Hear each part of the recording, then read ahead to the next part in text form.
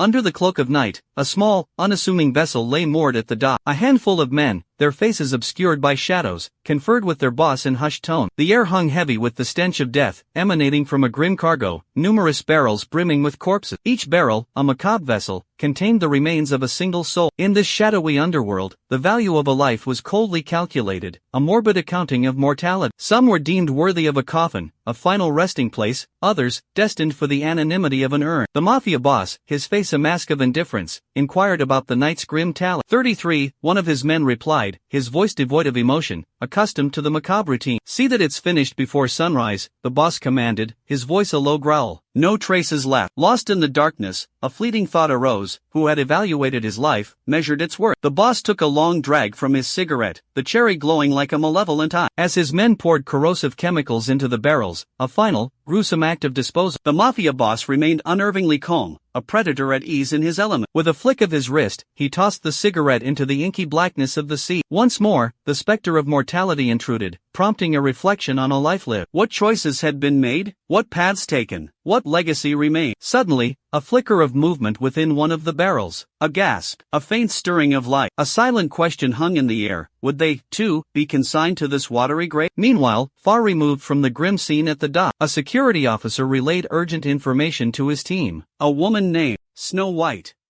The officer pointed to her picture, his gaze unwavering. She's our target. Confusion rippled through the team. Snow White, one member questioned. Why that name? He gestured towards the photo. She's clearly Asian, not Caucasian. She hardly looks the part. Another chimed in, and she looks, well, frankly, too weak to be a major threat. Team leader Kim Soyak stepped forward, his expression serious. Appearances can be deceiving, he stated firmly. We can't afford to underestimate anyone based on race or gender. His voice dropped to a lower, more intense tone. This woman is dangerous. Extremely dangerous. Her real name is Anna Nanayama, he continued, but she's known in the underworld as Snow White. She's the head of the Nanayama Yakuza faction. The name Snow White? He paused for dramatic effect. It refers to her primary product, pure, uncut cocaine. That's her signature, her calling card. That's why they call her Snow White. Intel suggests she's hosting a drug party at the Grand Hyatt tonight. Minimal security, Suyak informed them. She'll be meeting with both domestic and international contact. This is our chance to take her down and disrupt the flow of narcotics into the country. We cannot let this opportunity slip by. Eliminating her is paramount. He added grimly, she's also suspected of drugging and abusing young girls. This operation is personal. The officer leaned in, lowering his voice further. Listen up. This will be disguised as an inter-gang conflict. No official involvement. Firearms are strictly prohibited, the officer stated firmly. The officer chuckled, remarking, this mission's a bit rough around the edges, which is precisely why we've assigned our top agent to the task. He gestured towards a man. Meet Suyak, your team leader. One of the team members offered a playful jab. Honestly, Suyak, you're the only leader I trust with my life on a mission like this. Suyak responded with unwavering confidence, then leave this mission to me. You won't be disappointed. Meanwhile, our protagonist slipped unnoticed into the bustling hotel, where numerous Yakuza members stood guard, their presence radiating a menacing aura. Suspicious glances followed him as the Yakuza whispered amongst themselves, questioning his presence and how he'd managed to breach their security. Discreetly, he activated his calm, connecting with his team. Alpha's entering the target zone, he reported, his voice low and urgent. With a sudden, swift movement, he unsheathed a formidable knife, its blade glinting under the dim light. He launched himself towards the unsuspecting Yakuza, a whirlwind of controlled aggression. Reacting instantly, the Yakuza drew their own weapons, engaging our hero in a brutal knife fight. Steel clashed against steel in a deadly dance of flashing blade. With lethal precision, Suyak sliced through the throat of one Yakuza, then turned his fury on the remaining member, systematically eliminating them one by one. Suyak's mind flashes back to the briefing, his officer grimly outlining the operation. Approximately 10 non-combatant casualties were unavoidable. In addition, they estimated over 20 hostile combatants. When pressed on the required manpower, how many agents he would need for the infiltration. Suyak's reply was both confident and chilling. Only 3, including himself. The officer was understandably bewildered, questioning the sanity of entering a potential hornet's nest with such a small squad. Suyak calmly explained the building's layout: 3 exits, 3 points of entry and egress necessitated 3 agents. This was an extermination operation, after all, and the sheer number of Yakuza inside was ultimately irrelevant. Cut back to the present, our protagonist, Suyak, stands amidst the carnage, a bloodstained knife dripping in his hand. His voice is cold, unwavering, no one defeats my brother. One of his brothers, equally ruthless, comments on the ease of their task. He'd already cleared out a significant number of Yakuza at his designated entrance. The bodies piled up as testament. With a chillingly matter-of-fact tone, the protagonist introduces himself, an NIS black agent.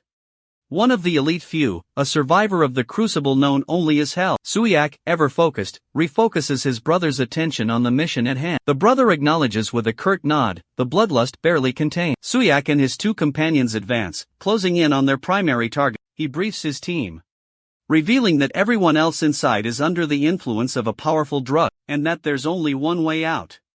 Suyak issues a chilling command, barricade the exit and eliminate everyone inside. As he throws open the door, a horrifying scene unfolds before him, Snow White brutally assaulting a young girl. All three men are frozen in shock by the unexpected brutality. Stepping into the room, a more gruesome sight awaits them. The room is littered with corpses. Everyone is already dead. Lifeless bodies lay scattered across the floor in a macabre tableau. Suyak, regaining his composure, orders his men to locate their target. But first, he instructs them to secure the entrance, locking the door behind them. A sudden knock on the door jolts them. Who could it be? To their utter horror, they hear Snow White's voice on the other side. She informs them, with chilling calmness, that the entrance is sealed shut. The image is terrifying. Snow White stands there, the severed head of the young girl clutched in her hand. A chilling question hangs in the air, will she kill them all? Meanwhile, Soyak, concealed within a barrel, amidst the carnage, ponders the fate of his brothers, who had managed to escape early. They believed themselves to be invincible, the strongest of them all. But now, they face the ultimate terror, not death itself, but the wrath of Snow White. A chilling smile spreads across Snow White's lips as she suddenly points at one of Yuk's brothers. With a flick of her wrist, she propels a tiny, almost imperceptible object towards him. Confusion clouds the brother's face as he tries to discern what she has thrown. Before he can react, the minuscule projectile pierces his forehead with terrifying speed. Death is instantaneous. He collapses, lifeless, onto the ground. With the same chilling nonchalance, Snow White then flings the severed head of the previously slain girl. The attack is executed with such blinding swiftness that none present can even register the movement. The small object, lethal as any bullet, rips through the air. In the blink of an eye, another life is extinguished. Yuk's brother lies dead, a gaping wound in his head. Enraged by the brutal murders of his siblings, Yuk's second brother launches a furious attack on Snow White. But Suyak, sensing the immense danger, urgently warns him to stop, recognizing that their opponent possesses extraordinary power. Ignoring the warning, the second brother charges forward, only to meet the same gruesome fate. Snow White flicks another tiny object. All Suyak can see is a sudden, horrifying hole appear in his second brother's forehead. He crumples to the ground, another victim of Snow White's deadly accuracy. Snow White laughs cruelly, her voice dripping with disdain. No matter how many insects gather, she taunts, they remain mere insects to me.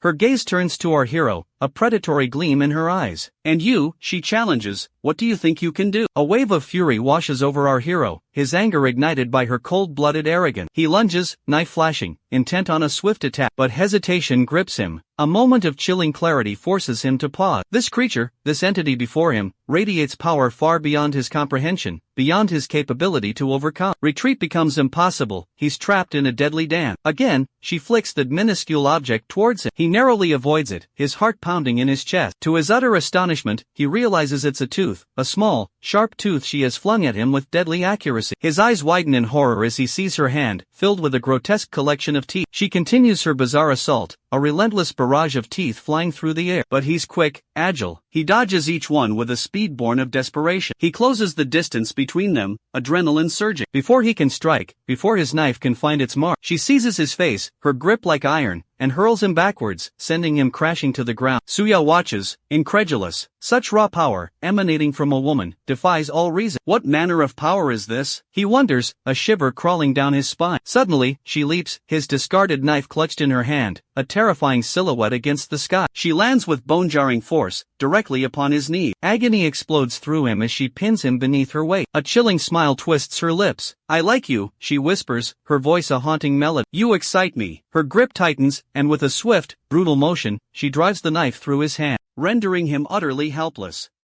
Snow White, with a chillingly sadistic smile, taunts him, relishing his vulnerability. She finds his helplessness amusing. She slowly twists the knife, still embedded in his hand, sending waves of agonizing pain through our hero. He cries out in agony. Confused and horrified, he struggles to comprehend her twisted notion of fun. Gesturing towards the gruesome scene of carnage, the lifeless bodies strewn around them, she explains that this, the sheer act of extinguishing life for her own amusement, is her definition of entertainment. Sulyak, reeling in disbelief, questions her sanity. Is this truly what she considers fun? Another scream of pain escapes his lips, but suddenly, fueled by adrenaline and desperation, he lunges forward, sinking his teeth into her neck with ferocious strength. He tears away a chunk of flesh, the taste of blood filling his mouth. In a desperate, final act, he grabs a jagged shard of broken glass and plunges it deep into her neck. Crimson blood gushes out, staining everything around them. A wave of relief washes over our hero as he sees her finally succumb to her injuries. He believes he has killed her. She collapses, motionless, on top of him. Believing his revenge complete and that he is the sole survivor, he lets out a shaky breath. He whispers apologies to his fallen brother, promising that he will soon join them in the afterlife. But to his utter astonishment, she regains consciousness. Sulyak, completely bewildered, erupts into a frantic scream, demanding to know how such a thing is possible. Snow White, with an unsettling calmness, acknowledges his human nature, yet admits that his bite, sinking into her neck, held a surprising potency. Terror grips Suyen. What in God's name is she? He wonders, his voice choked with fear. Panic threatens to overwhelm him. With a chillingly serene expression, she advises him to abandon his attempts at understanding. The truth is beyond his comprehension. He is, she reveals, the first to elicit such a reaction from her, and she confesses a dark hope that he would succeed in this gruesome act. To emphasize her point, she mercilessly drives the knife deeper into his hand, sending waves of agonizing pain through his body. Overwhelmed by the sheer agony, our protagonist succumbs to the darkness and passes out. Snow White remains perched atop him, her voice dripping with disdain as she sneers at his pathetic display. Just then, the remaining Yakuza members burst into the room, anxious inquiries about her well-being tumbling from their lips. She fixes them with a chilling gaze and, with a flick of her wrist, launches the very same tooth that had adorned her neck earlier, embedding it deep within the skull of the lead Yakuza. A stunned silence descends upon the remaining men. Terror is palpable. With an air of absolute authority, she commands the terrified Yakuza to dispose of the body. Their grim task complete, they will return to Japan. Suya stood submerged in a barrel, a chilling tablet. Completely naked, his skin slick with caustic chemical, he gazed skyward, recalling the adage, death forms evaluate life. Nearby, a Yakuza member, bewildered by the scene, nudged his partner. What the hell is this all about? He muttered, confusion etched on his face. I have no idea, his companion replied, equally perplexed. Their boss, however, erupted in laughter. Look at this idiot, he roared. Don't worry yourselves, he continued, his voice dripping with disdain. He's dead as a doornail. Is that, rigor mortis? One of the underlings stammered, his eyes wide with a mixture of fear and morbid curiosity. I've never seen anything like it. What kind of grudge could lead to something this brutal? The other wondered aloud. Lost in his own thoughts, Suya pondered a chilling question. What if he refused to die? The boss, with a cruel smirk, ground his burning cigarette into Suya's neck. Bury him, he barked at his men. Get it done quickly. Let him rest in peace, he added, the words laced with sarcasm. Suya, now Yak, contemplated the impending evaluation of his death. Suddenly, the cigarette burn on his neck vanished, the flesh knitting itself back together flawlessly. The boss and his men stared, speechless and utterly dumbfounded. As their shock reverberated around him, Yak continued his grim contemplation, his mind fixated on the evaluation that awaited him beyond death. The Yakuza boss, consumed by uncertainty, questions whether he survived the encounter. Meanwhile, Suya anticipates his upcoming evaluation, confident in his success. He believes it will come after he exacts revenge upon the man who wronged him. A memory surfaces, pulling him back to the past. He recalls a time when he and his two brothers gathered in a hotel room, confirming their availability for a critical mission. Alpha, the first brother, confirms his readiness. Charlie follows suit, confirming his participation. Then, Suyen, taking charge, issues the order. All field team members are to converge on the primary target. He reveals a crucial detail, the targets will be under the influence of drug. He emphasizes the strategic importance of the single exit point, commanding his team to secure it and eliminate all targets attempting escape. Now, alone in the eerily silent hallway, he wonders where everyone has vanished to. Suddenly, a hand clamps over his mouth from behind, silencing his thought. He's confronted by a grotesque figure, a monstrous parody of Snow White, with a multitude of grasping hands. Her countless hands reach out, ensnaring him in a terrifying embrace. In a chilling tone, she congratulates him on his success. He struggles against her overwhelming grip, desperate to break free. Her response is a sinister welcome, sending a shiver down his spine. With a light laugh, she calls him the daywalker. Suddenly, Suya jolts awake inside a barrel. Blinding sunlight streams across his face as the ship cuts through the ocean wave. A sharp pain throbs in his head. He's completely naked, his body covered in dried blood. Confusion clouds his mind. What happened? What was he doing? He pushes himself up, taking in his surroundings. To his horror, he's surrounded by the lifeless bodies of Yakuza members. What in the hell is this? Who did this? The questions race through his mind. A voice cuts through the chaos. A young man calls out his name. He introduces himself as an agent from headquarters. Come with us, the agent instructs. Later, inside a moving car, Suya demands answers. What happened back there on the ship? We're still investigating, the officer replied. The officer pauses, then continues. We heard you completed the mission. You must be exhausted. I'm fine, Suya says, his voice strained. It's a long ride back, the officer says. Try to get some rest. At least try to sleep on the journey.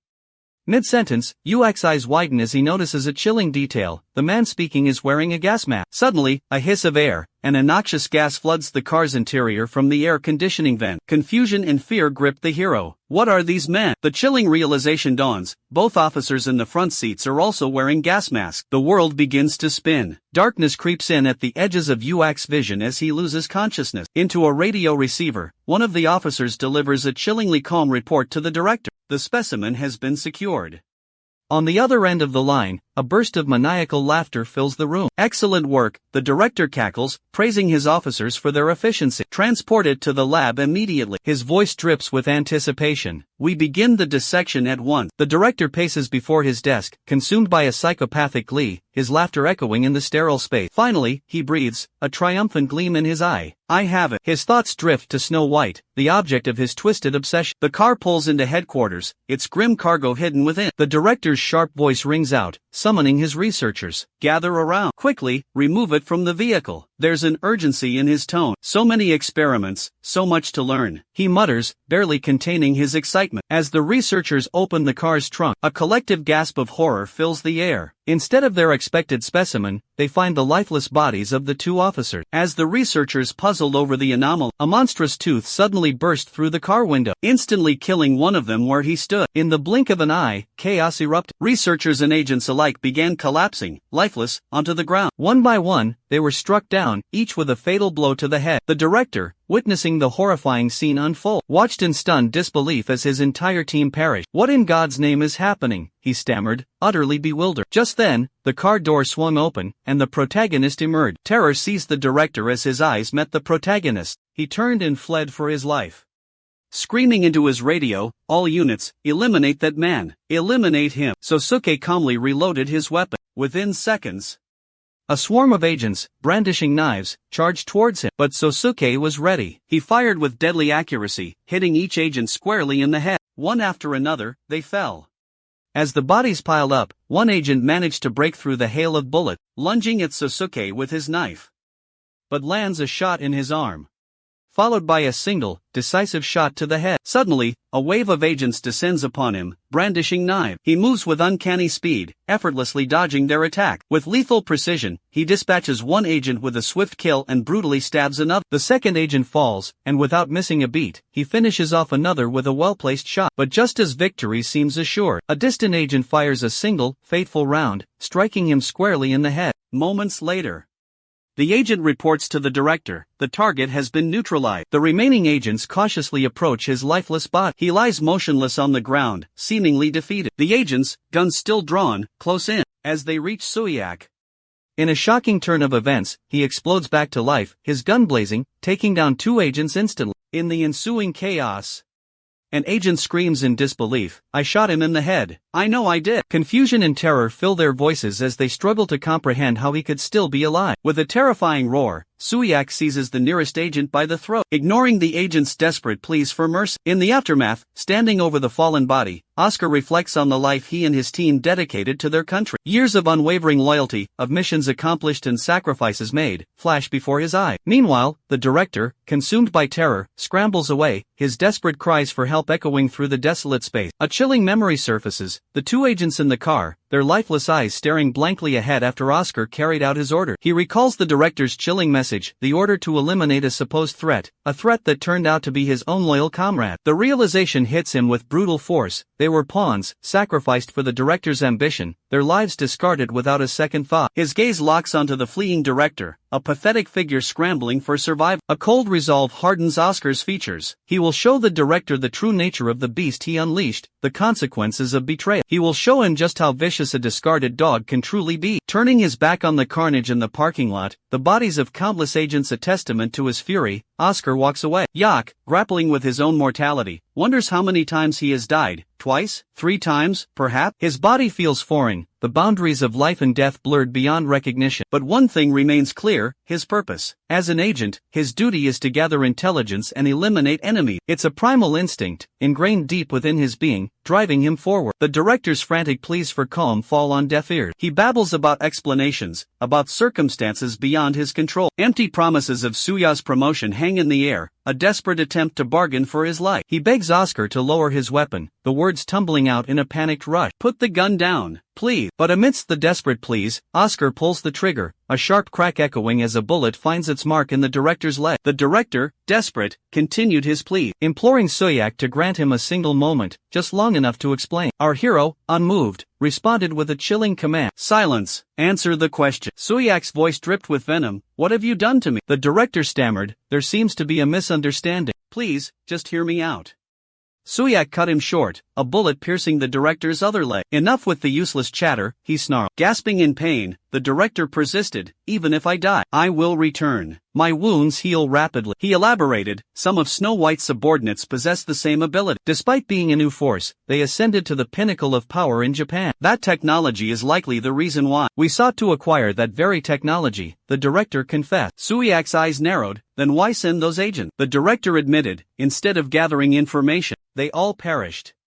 So, the plan was revised. We abandoned the use of mediocre agents and opted for someone truly reliable. And that's precisely why Suyak was selected." The director continues, explaining that just as Snow White's arrival in Korea ushered in a new technological era, she also brought with her groundbreaking advancement. From this point forward, he assures, even on the most perilous mission, Suyak needn't worry about sustaining injury. He praises Suyak's dedication and hard work as team leader, going so far as to hail him as a true hero. But in a shocking turn of events, our supposed hero shoots the director in the arm. The director, reeling in pain and disbelief, cries out, "I told you everything. Why would you shoot me?"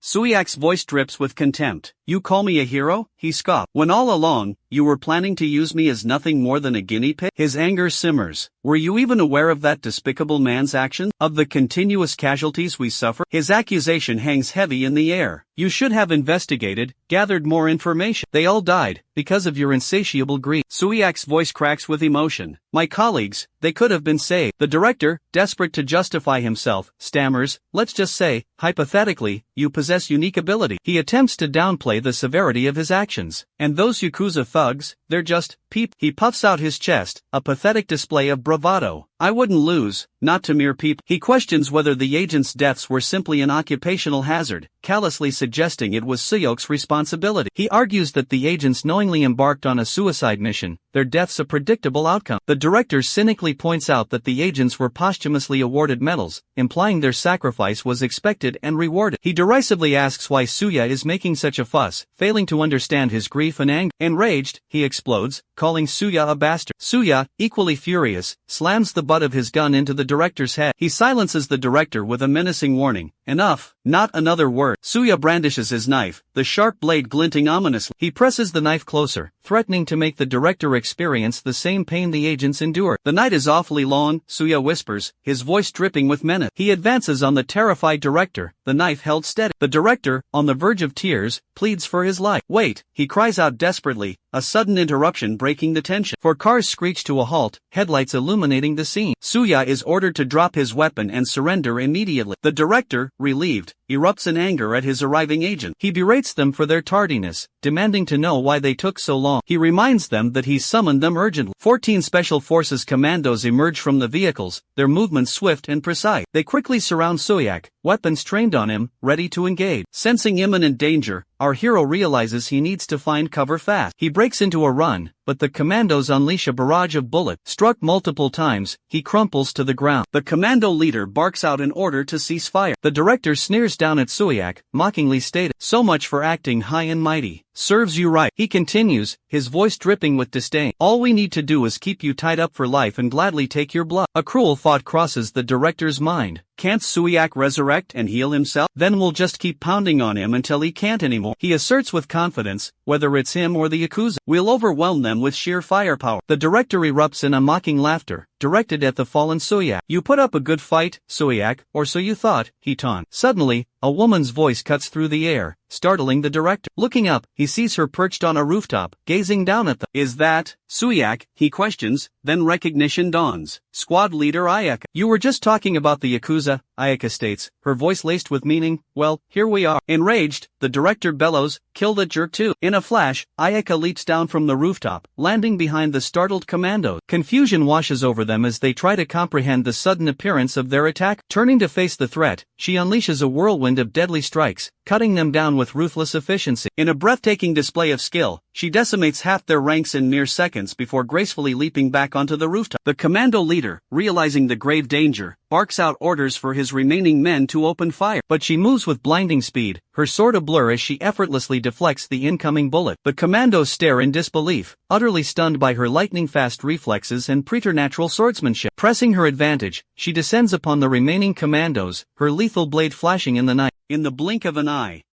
she cuts down most of them from a distance, each strike precise and deadly. A desperate sniper takes aim, hoping to end her reign of terror. Anticipating the shot, she effortlessly bisects the bullet in midair with a flick of her wrist. The last two surviving commandos exchange terrified glances, struggling to comprehend the monstrous power they face. She hasn't just blocked their bullets. She's obliterated them, showcasing speed and precision beyond human comprehension. With a final burst of incredible speed, she leaps towards them, ending their lives in a swift and brutal flurry of sword strike. Now, armed with a sword in each hand, she advances towards the director, her silhouette bathed in the eerie glow of the moon. She strides purposefully beneath the pale moonlight, her twin blades gleaming ominously.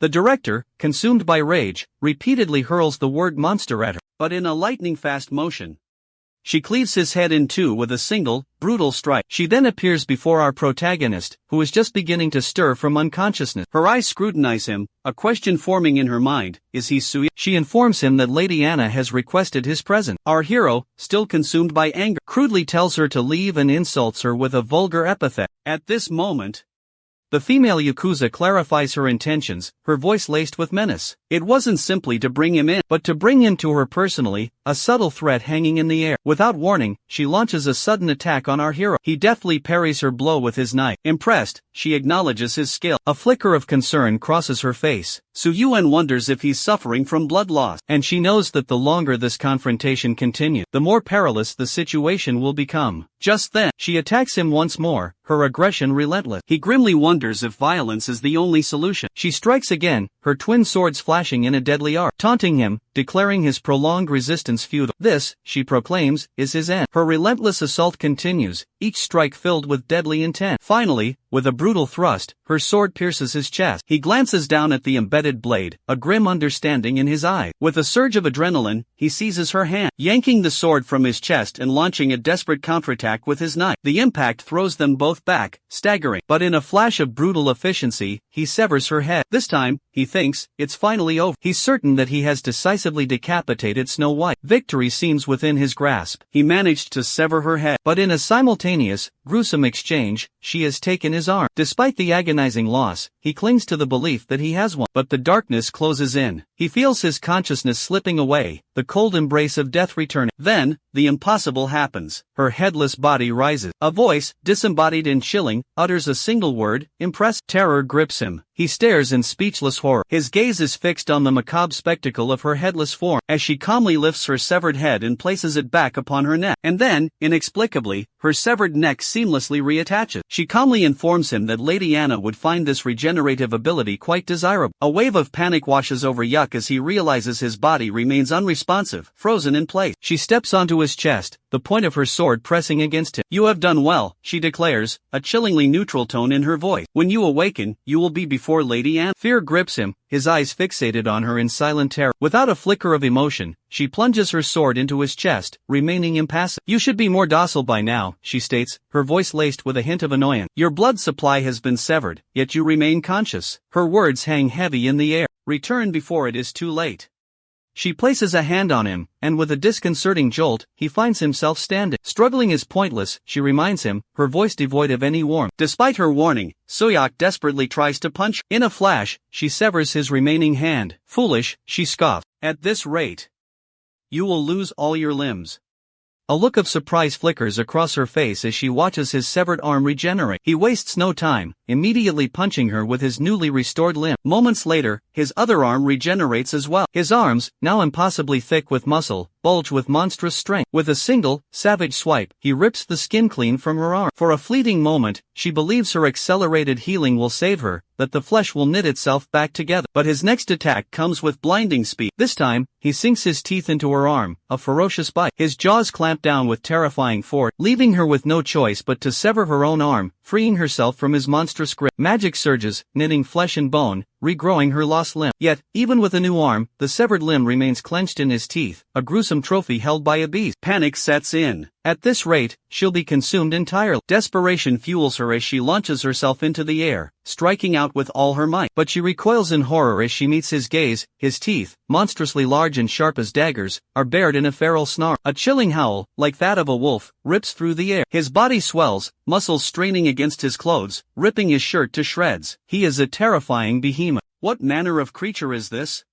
Suddenly, a sharp crack echoes, a bullet pierces his skull. Confusion swirls around her as she struggles to comprehend the sudden shift in the battle. Figures emerge from the shadows, weapons drawn and at the ready. A woman steps forward, her voice laced with a chilling calm, and remark, "Father in heaven, they're sending these two." The woman grappling with our protagonist is struck with terror at the sight of the newcomer. A chorus of insults, "bastards," erupts from the men around them. The stunningly beautiful woman, arriving with a retinue of soldiers at her command, issues a chilling order, "Shoot them both." Gunfire erupts, aimed precisely at their leg. Following their leader's specific instructions, the soldiers meticulously target their lower limb. Crippled by the shots, both combatants collapse to the ground. In that instant, the woman commands her soldiers to cease fire. With a pointed finger directed at our protagonist, she delivers a ruthless command, "Burn him." The soldiers unleash a volley of arrows, each tipped with a sinister, wire-connected point. The arrows pierce his flesh, embedding themselves deeply into his chest and arm. A surge of electricity courses through the wires, sending agonizing shocks through his body. As the first rays of dawn break the horizon, the female attacker notices a change. Bathed in the nascent sunlight,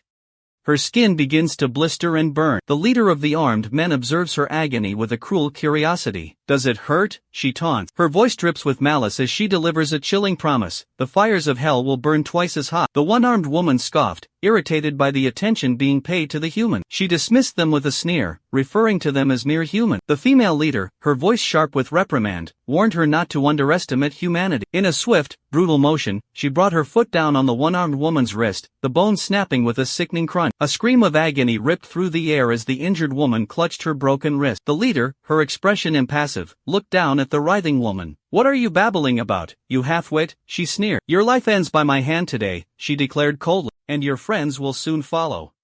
A fleeting thought crossed her mind, a flicker of concern for her team. "What's the status report?" she demanded, her voice laced with impatience. "What are they doing with the human?" He's still standing," came the hesitant reply, after taking a direct hit from that. "Impossible," she hissed, cutting them off. Confusion and rage warred in her voice. How is he unaffected by the sun's power? Seeing an opportunity in the distraction, the injured woman, fueled by adrenaline and desperation, made a break for it, scrambling to her feet and fleeing. The leader's eyes narrowed. Did he exhaust his remaining blood somehow? She muttered. "Even so, under the direct sunlight. As she considered pursuing the fleeing woman, one of her gunmen, his voice thick with disbelief, exclaimed, Why didn't that bastard die? In a sudden burst of motion, the seemingly impervious hero launched himself into the air, striking one of the gunmen with ferocious speed. But with a swift, decisive strike, the lady boss severs his arm with her blade. Sensing a dangerous shift in the fight, she commands her team to retreat. This opponent, she realizes, is far more formidable than they anticipated. Pressing her advantage, she lunges forward with another powerful sword attack. To her astonishment, he effortlessly blocks the blow with his bare arm. A wave of disbelief washes over her. Just how resilient is this man? His severed arm regenerates instantly. He retaliates with a lightning-fast punch, narrowly missing her. Surprise flashes across her face as she witnesses his incredible regenerative ability. A sense of relief washes over her. It was a fortunate decision to spare the other man earlier. She unleashes a furious counterattack, her fist imbued with potent magical energy. Flames erupt from her hand, searing a fiery hole straight through his chest. He's sent flying backward, landing heavily a considerable distance away. Intrigued, she wonders how someone with such extraordinary power could remain hidden. Where had he been concealed all this time, only to emerge now? He had remained completely unknown until this very moment. Smoke billows and obscures the battlefield. Through the haze, she sees him, drinking blood from the director's neck. Horror grips her as she witnesses the gruesome act. He's feeding, replenishing himself mid-battle. Invigorated by the blood, a surge of power courses through him. His newfound strength is accompanied by a furious glare directed at her. A primal scream erupts from his throat, echoing through the chamber. The lady boss declares that his reign of terror ends now. Poised for a final, decisive strike, she gathers her energy. Gripping her sword with both hands, she prepares to unleash her full might. A fiery aura engulfs her blade, intensifying with each passing moment. As she charges towards him, intent on ending the fight, a sudden change arrests her motion. He collapses to the ground, succumbing to an unexpected wave of weakness. The force of his fall shatters the floor beneath him. Confusion washes over her as she tries to comprehend the sudden turn of events. A distant voice calling his name penetrates the protagonist's unconsciousness. Team leader Suyo's name echoes repeatedly, urging him back to awareness. His eyes flutter open, drawn by the persistent call. He struggles to place the voice. Focusing his vision, he recognizes the concerned face of his commander. The commander leans in, urgently inquiring about team leader Suyak's condition. The lady boss observes the scene, her gaze fixed intently upon him. Suyak, disoriented, asks about the identity of the imposing woman before him. His question is cut short by the chilling realization that he is chained to a pillar. Confusion clouds Suyak's mind as he grapples with his current predicament. The formidable lady boss commands Suyak's attention, urging him to listen intently. After careful deliberation regarding his recent action, a grim verdict has been reached: Suyak must be eliminated. He is a vampire. Stunned, Suyak stares at the lady boss, utterly bewildered. He struggles to comprehend her words, questioning their meaning. Our protagonist can only wonder why she would accuse him of being a creature of the night. Incredulously, he implores her not to jest, scoffing at the notion of vampires. The lady boss closes the distance between them, her hands gently cupping his face as she searches his eyes, questioning if he truly understands. A chilling realization dawns upon Suyak as he anticipates her next move. With a swift prick, she bites her finger, drawing a few crimson droplets of blood. The sight of blood triggers an uncontrollable thirst within Suyak. His canines lengthen, veins pulsate beneath his skin, and a monstrous transformation begins. His eyes blaze a fiery red, fixated on the tantalizing drop of blood. Consumed by a primal urge, he fixates on her, his only thought to drink her blood. His gaze, locked onto her, holds the unsettling intensity of a madman. In this charged moment, she challenges him, questioning his belief in what he's witnessing. Our protagonist, bewildered, demands an explanation, seeking to understand the chaos that has just unfolded. The commander, struggling to comprehend the situation, expresses his disbelief. Despite his skepticism, the evidence is undeniable. A video capturing the rampage on the ship confirms the horrifying truth. Further solidifying the account, the victims' bodies bear the precise marks described by the eyewitness. Suyak, aghast, directly asks if the accusation is that he committed these atrocities. The formidable lady boss steps forward to clarify the gravity of the situation. She emphasizes the recklessness of initiating a removal mission without a full understanding of Anna's true nature. Their impulsive actions, she asserts, have now led to dire consequences. Suyak voices his growing suspicion. Have they uncovered Anna's secret, that she is a vampire? He further wonders if this revelation exposes knowledge hidden even from the National Intelligence Service. The lady boss confirms his suspicions without hesitation. She declares that the extermination of vampires falls under the exclusive jurisdiction of her Vatican squad. Placing her foot on his chest, a gesture of dominance and authority, she delivers a chilling ultimatum. According to protocol, she informs him he should be eliminated alongside the vampire. However, she offers him a perverse alternative, a chance to survive by becoming her subservient dog. Suya reacts to this proposition with astonishment. Continuing her proposition, the lady boss reveals that based on the information she's gathered, we share a common enemy. Let us not squander our strength fighting amongst ourselves. Instead, let us join forces and eliminate Anna together. Meanwhile, high within a multi-story building, Snow White observes, someone is seizing control of the cartel and absorbing the mafia. Why haven't we been able to identify even a single infiltrator? She violently seizes her female attacker by the throat, prompting the attacker to plead desperately for mercy, stammering apologies. But Snow White, unmoved, has already swiftly sliced the woman's body into several pieces. As I suspected, Snow White states coldly, I should never have entrusted you with this task. With a sharp tug, she rips off the woman's mask, then leans down and kisses her full on the lips, transferring some of her own blood into the attacker's mouth. Upon receiving Snow White's blood, the dismembered body begins to regenerate at an astonishing rate. Within seconds, the attacker is fully restored.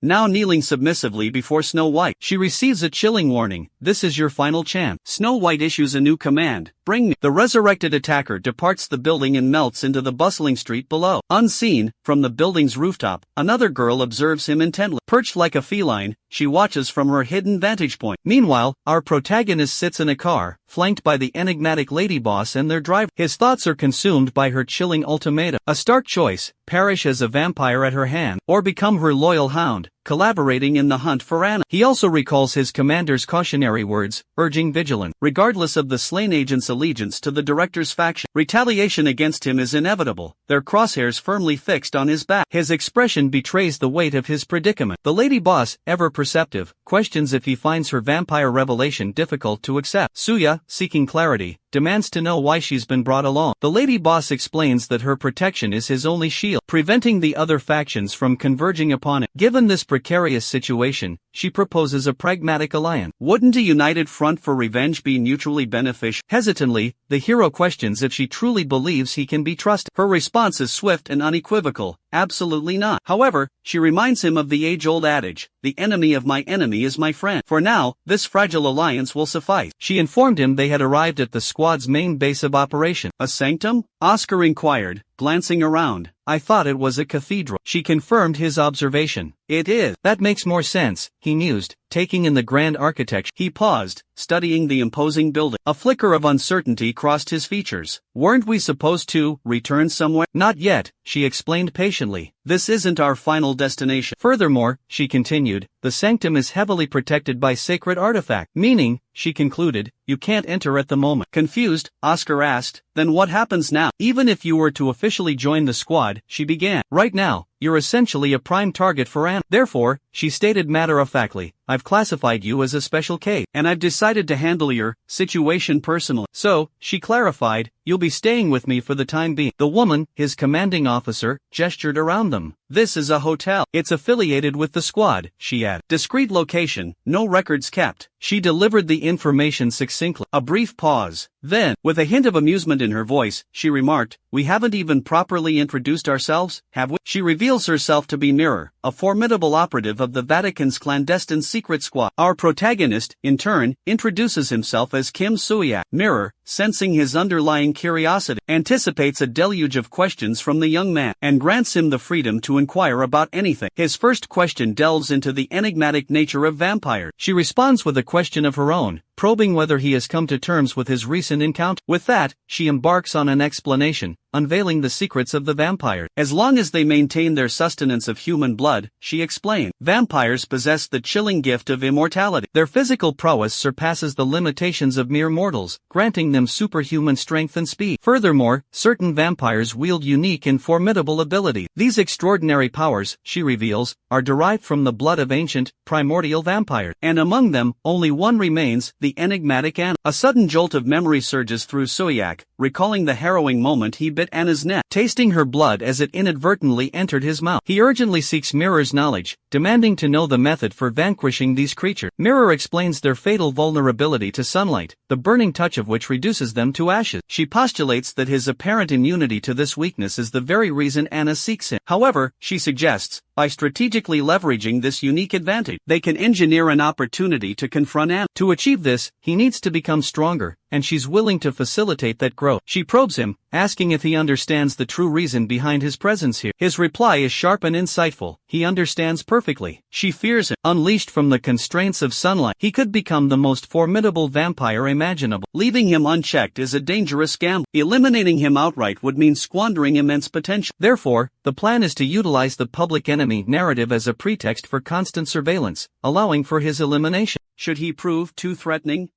From her perspective, it's a win-win scenario. A sly smile graces her lips. Perhaps, she muses, he isn't the organization's top agent for nothing after all. Beneath the veneer of strategy, he remains a vampire, driven by primal instinct. His cooperation is merely a means to an end, a necessary component of fulfilling his duty as a squad member. She continues, reaffirming their intention to eliminate Anna. To accomplish this, they will empower him, making him a weapon of unparalleled strength. She encourages him to voice any grievances he might have, assuring him of her open ear. He responds with a chilling nonchalance, informing her that death has already claimed him multiple times. As long as Anna's demise is the ultimate outcome, he's utterly indifferent to everything else. He intends to yield without resistance. Mirror believes he's laid bare his true intention. Concealing nothing, yet he remains compliant. He's following her lead. Is he implying that his sole objective is revenge? After all, she finds his audacity undeniably appealing. She relishes the prospect of taming his wild spirit. With the introductions concluded, she declares it's time to dine. And in a gesture both bold and enigmatic, she offers her neck, inviting him to bite. He's left bewildered, struggling to decipher the true meaning behind her invitation. A playful taunt escapes her lips. She reminds him of an undeniable truth, whether he accepts it or not. He is also a vampire. Ordinarily, blood deprivation would render him immobile. Yet, he seems consumed by a peculiar, frenzied bloodlust. Her curiosity piqued, she wonders if he, too, possesses the moral compass to resist preying on the innocent. He rises from his chair, his movements deliberate as he advances towards her. Mirror maintains her offering, her neck still extended. With a touch of feigned impatience, she complains of a cramping neck. She urges him to hasten his decision and drink. After a moment of hesitation, he leans in and bites down on her neck, his fangs piercing her skin as he begins to draw blood. His eyes glow a menacing crimson as she anxiously wonders if the blood is flowing. Her voice a desperate whisper as she urges him to drink more, fast. She offers herself completely, inviting him to drain her dry. Suddenly, Anna's words echo in his mind, her observation that he was, as she suspected, quite an interesting specimen. The memory jolts him back to the present. He abruptly stops feeding, pushing Mirror away with a newfound resolve. She walks directly to her bed, collapsing onto it for a brief respite. Sulyak contemplates aloud, wondering if the insatiable thirst for blood is an intrinsic vampire instinct. She informs him that he will have a demanding schedule starting tomorrow, advising him to get some rest quickly. Her voice hardens as she warns him that any laziness or disobedience will be met with swift and fatal consequences. He looks at her, his voice filled with uncertainty as he asks if this gruesome ritual will be a daily requirement. He reminds himself that all of this suffering, this transformation, is for the sake of revenge.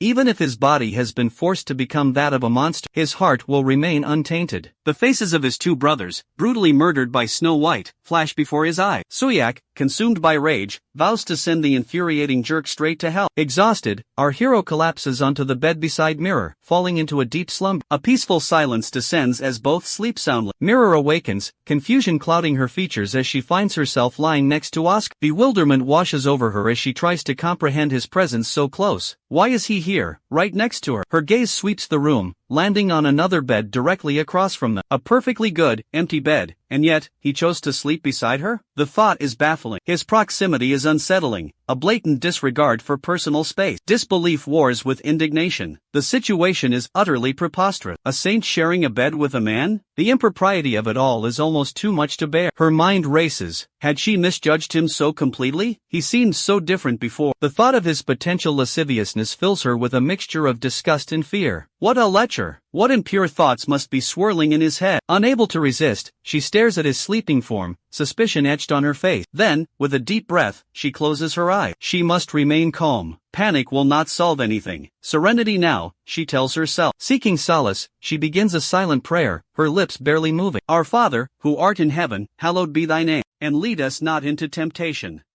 Suddenly, His hand falls heavily upon her stomach. Terror jolts through her. Every muscle in her body tenses. She fights desperately to control her instinctive reaction, leaving everyone in suspense, wondering what the future holds. Meanwhile, a tense confrontation unfolds in the staff room between Suyak and Mirror. Mirror begins to explain the intricacies of vampire slaying to a rapt Suyak. As Suyak already knows, conventional weaponry is utterly useless against these creatures of the night. Only two methods prove truly effective in eliminating the vampire threat. The first is exposure to the purifying rays of sunlight, the second, silver. Even the slightest touch of silver inflicts searing pain upon a vampire. A silver weapon, used to decapitate or pierce the heart, delivers a swift and fatal blow, ensuring the vampire's demise. Mirror reminds Suyak of the previous night's encounter, where the female attacker survived a seemingly fatal attack. She emphasizes the resilience of vampires, highlighting their near indestructibility. Before commencing their training, Mirror inquires if Suyak has any lingering questions. Suyak hesitantly brings up Mirror's unusual name, a question that hangs heavy in the air. He stammers an apology for any unintentional offense caused during his slumber the previous night. Suddenly, Mirror erupts in a furious outburst, launching a swift punch towards Suyak. Suyak manages to deflect the blow, bracing himself with both hands. Taken aback, Suyak questions Mirror's inexplicable aggression. Mirror, consumed by rage, demands an end to Suyak's perceived foolishness. She curtly reminds him that he should already have mastered the fundamentals. So, let's commence without delay. His current imperative is to gain combat experience against non-human adversaries. Through these forthcoming duels, he will not only hone his skills as a special forces operative, but simultaneously, he must also harness and amplify his vampiric strength through the consumption of blood. Just as understanding dawns upon him, Mirror launches a sudden attack, leaping towards him with a swift punch. She barks an order, demanding he fall in line, but he effortlessly intercepts her strike, halting it in its track. With a sneer, he taunts her, boasting of the unmatched power of vampires over human. He retaliates with a punch of his own, which she deftly evades. In a lightning-fast counterattack, she connects a sharp blow to his chin. This time, her assault is relentless, a barrage of punches raining down upon him. The force of her blows sends him crashing to the ground. Standing over him, she declares her unwavering resolve, stating that no matter how arduous the path, she will persevere. He rises, defiantly proclaiming his survival even in the depths of hell, for he is a black agent. Their training continues relentlessly. After months of grueling exertion, he begins to show marked improvement, his potential taking shape, but it's still far from enough. Suddenly, an agent enters the room. Mirror looks up, a question in his eye. Without warning, the agent apologizes for the interruption, clearly in the midst of something important. But the urgency is clear, she's needed at the sanctum immediately. A flicker of confusion crosses her face. The sanctum? Why now? She quickly composes herself, assuring the agent she understands. I'll be ready in a moment, she says, already moving. I won't be long, she adds, reassuring Mirror. Stay here. He nods in agreement. Stay here, she reiterates, receiving a confirming nod from him. She strides purposefully towards the sanctum, her mind racing. What could be so urgent? Why the sanctum? What's going on? She asks her officer, a hint of frustration in her voice. I'm sorry, I don't have any details, he replies, apologetic. Orders came from above. A thoughtful frown creases her brow. She has a pretty good idea who could summon her with such authority. A sleek black car pulls up. That must be them, she murmurs, her eyes fixed on the vehicle. It's a black Mercedes-Benz. Without a word, they both get in and speed away. Perched atop a towering building, like a feline predator surveying its domain, the enigmatic girl keeps a watchful eye on their departing car. After a brief but intense observation, a knowing smirk spreads across her face. She has them now. Her eyes gleam with an electrifying intensity, practically sparking with anticipation. The name Kim Suyak escapes her lips, a whisper charged with intent. Mirror, ever vigilant, informs her colleague that only one entity possesses the authority to address her in such a manner, and she knows this with absolute certainty, for she is Bishop Mirror. Her authority is unquestionable.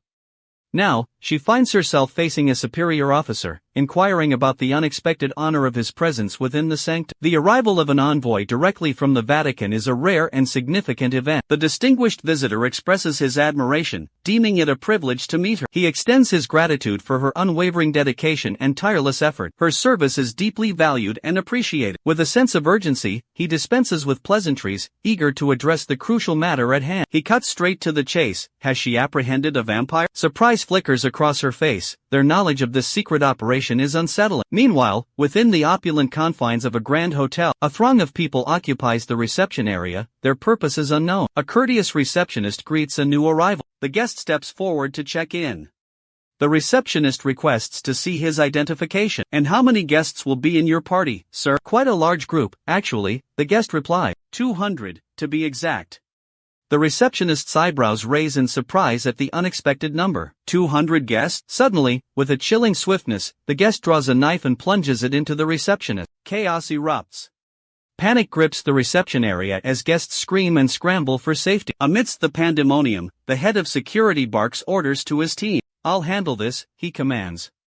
"You two, focus on evacuating the civilians. Get them out of here, and report to the control room immediately." A nearby officer offers a quick, "Good luck, sir," before disappearing into the chaos. "Handling this alone, huh?" a voice echoes from behind him. Startled, the security chief whirls around to face the speaker. His eyes widen in alarm as he spots 2 black cars hurtling towards the hotel entrance. With a deafening crash, the cars smash through the glass doors and burst into the reception area. From the arriving vehicles, a multitude of Yakuza members emerge, brandishing menacingly large knives. A mere trio of agents now stands defiantly against this overwhelming onslaught of Yakuza. The agents hurl insults, calling the Yakuza bastard, and demanding to know how they dare trespass on this ground. The lead agent lunges, plunging his knife deep into the chest of a Yakuza, inflicting a grievous wound. To his utter shock, the gash closes with unnatural speed, healing almost instantly. With a single, swift stroke of his blade, the Yakuza retaliates, ending the agent's life. Standing over the fallen agent, the Yakuza accuses him of cowardly hiding in this place, and joining forces with the despised Vatican scum, a betrayal of brotherhood. Their target is Suyo, and their leader.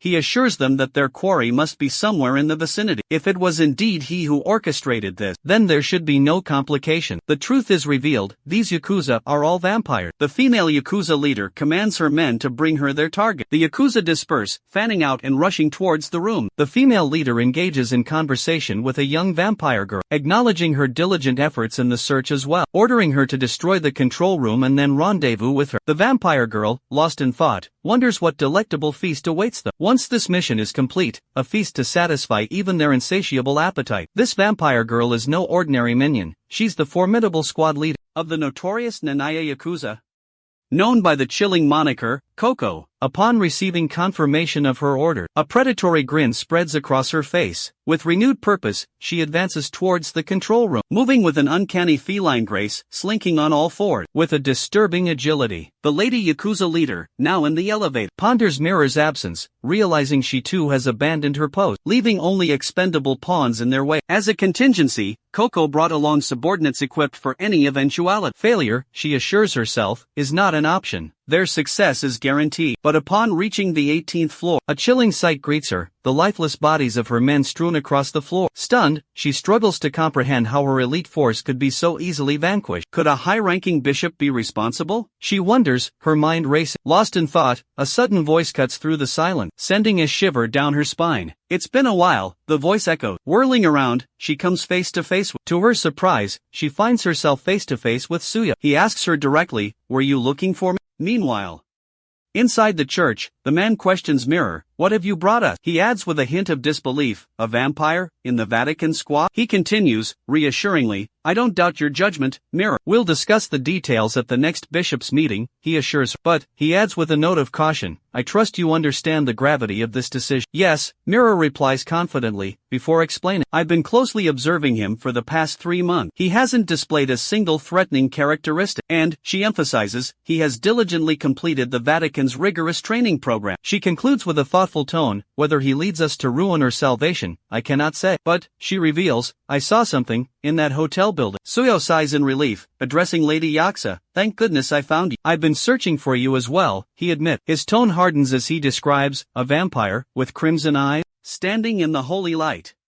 He declares resolutely, "This ends today." Lady Yakuza erupts in anger. "Are you insane?" Drawing her sword, she lunges at him in a furious attack. But her confidence quickly falters as she realizes he's overwhelmingly stronger. He effortlessly deflects her attack as if it were nothing but a child's play. A wave of curiosity washes over her. What has he been doing all this time? How has he become so incredibly powerful? Suyak's voice cuts through the tension, promising to repay her past taunts and insults in kind. Her long reign of terror is about to end. The era of her condescending help is over. His hand clamps around her throat, cutting off her air supply. He throws her to the ground with brutal force, pinning her beneath his weight. His voice is cold and devoid of emotion as he declares her imminent demise. This is the end. Terror grips her, paralyzing her with fear. Death feels undeniably close. He raises his knife, the sharp blade stopping just millimeters from her eye. Confusion replaces terror. Why did he stop? Why hasn't he delivered the final blow? Her body trembles uncontrollably, frozen in place by a mixture of fear and bewilderment. A chilling question echoes in her mind. What is happening to her? Suddenly, the tension in the room shifts. A woman, flanked by two enormous snakes, enters. Her voice laced with suspicion, she questions the man's identity. Are you truly Suiak? She is Katarina, the formidable squad leader 5 of the Nazayama Yakuza. Her reputation precedes her, a woman to be reckoned with. Her name, Katarina. Intrigued, Suiak wonders if the woman's imposing presence is a manifestation of a unique ability. Lady Yuzora, her patience waning, urges Katarina to swiftly subdue the resilient young man. But Katarina remains unhurried, a languid confidence in her movement. She calmly advises Yuzora to compose herself, her tone implying that instructions are unnecessary. She knows precisely what she's doing. As one of her serpentine companions slithers towards our hero, her intentions become clear. Subduing him was always part of her plan, Yuzora's impatience notwithstanding. With startling speed, one of Katarina's snakes coils tightly around Lady Yaksa, eliciting a shriek of terror from the usually composed woman. Our hero observes the scene with a mixture of confusion and curiosity, unsure if Katarina intends to aid or harm Lady Yaksa. Lady Yaksa, struggling against the constricting coils, demands an explanation from Katarina. Katarina's response is chillingly simple: she acted on a whim, driven by her own desire. With a cruel smirk, she refers to our hero as an unbreakable toy, her words laced with predatory intent. A dark shadow crosses Katarina's face as she reflects on the countless young men she has destroyed. No matter their initial beauty or charm, inevitably, they all met the same fate, death or a grotesque transformation. Her deepest desire, a male vampire to call her own, had long consumed her thought. The unexpected appearance of one so soon fills her with a dark, exhilarating thrill. With a commanding voice, Katarina summons Suya to her side. To his horror, Suya finds his body moving involuntarily, obeying Katarina's command. Panic rises within him as he grapples with the terrifying realization that he's under the influence of a mind control ability. In a shocking display of dominance, she forces him to grasp her breast and declares him her slave, bound to obey her every whim for eternity. The Lady Yakuza hurls a venomous insult at Katarina, branding her a whore. She issues a stark warning: Lady Anna will not tolerate such blatant disrespect. Katarina coolly retorts that she's already defied Lady Anna, and once Sujoyak is secured, Lady Anna's disapproval will be inconsequential. She reveals a chilling truth: Lady Anna has ordered her elimination. The Lady Yakuza is devastated by this revelation, her face etched with sorrow. Her anguish is amplified by the fact that she and Lady Anna are lovers, their intimacy a current reality.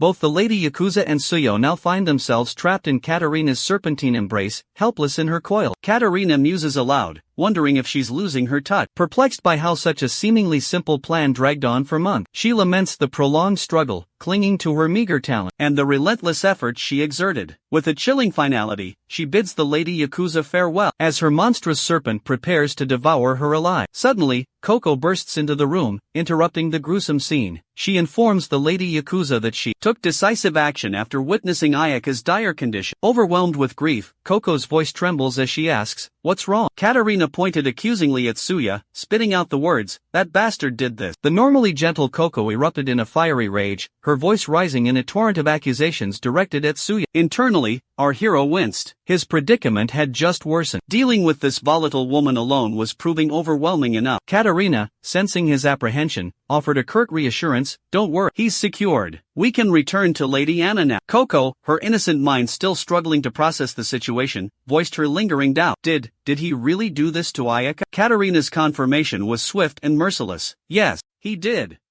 Coco's anger flared again, but amidst her fury, a disturbingly familiar scent reached her, the distinct aroma of Katarina's poison clinging to Ayaka. A flicker of surprise crossed Katarina's face, her composure momentarily shaken. The scene shifted abruptly. Inside a cold, dark jail cell, a small girl trembled, her voice choked with fear. "I'm scared. I want to go home, Mommy." She huddled in the corner, her tiny frame racked with sobs as she cried out for her mother. Nearby, another child lay motionless on the ground, seemingly unconscious. A young Coco, her own face filled with youthful innocence, knelt beside the unconscious child. "My name is Coco," she offered gently. "What's your name?" It was Ayaka, lost in a sea of memories, reliving the moment she first met Coco. The memory unfolded before her like a dream. Snapping back to the present, a wave of pain shot through Ayaka. Suya, she whispered hoarsely, are you awake? She struggled feebly, testing her limbs. Can I still move? He observes her immobility, unsurprised. She contemplates the stark difference of ultra-speed recovery. Anxiety etched in her voice, she asks about Coco. His voice grim, he informs her the situation is dire. Fear grips her as she learns Coco is attacking at Cartina. He describes Cartina skillfully wielding snakes in combat. However, he explains the inherent incompatibility between the snakes and poison weakens their effectiveness. Frustration laces his words, we can't even get close to that venomous whore. Exhaustion takes its toll, slowing their progress. Their speed is faltering, he reports. Ayaka urgently warns him, if this continues, she'll die. We have to save her. He dismisses her plea, stating bluntly, in your current state, you'd be nothing but a burden. Anger flares. You asshole. Ayaka explodes, seizing the opportunity. He presses her for information about that snake whore, Cartina. He proposes an alliance. If you and your friend join me, we can win. Ayaka stares at him, incredulous. You want to team up with us? She reminds him of his prior attempt on her life. Weren't you trying to kill me just moments ago? Despite her reservations, she recognizes the truth in his words. But, I suppose it's our best option right now. She dismisses him, telling him not to be absurd. Suyak, distrustful and uncertain of her intentions, wonders what her next move will be. He suddenly brandishes a knife, filling Ayaka with terror. In this critical moment, Katrina realizes she's expending more energy than anticipated, and requiring a surprisingly large amount of blood, especially from this unforeseen, foolish target. Confusion sets in as she questions why he hasn't succumbed to her poison. She deems it impossible for him to have detoxified her potent venom. Oblivious to these internal struggles, Coco continues her fierce battle against Katrina's serpentine summon. A look of astonishment crosses Katrina's face as she realizes Coco has simply been holding her breath this entire time. Finally, Coco seizes her opportunity, launching a powerful attack that sends Katrina hurtling out the window. Gasping for air, Coco finally breathes again, admitting she would have perished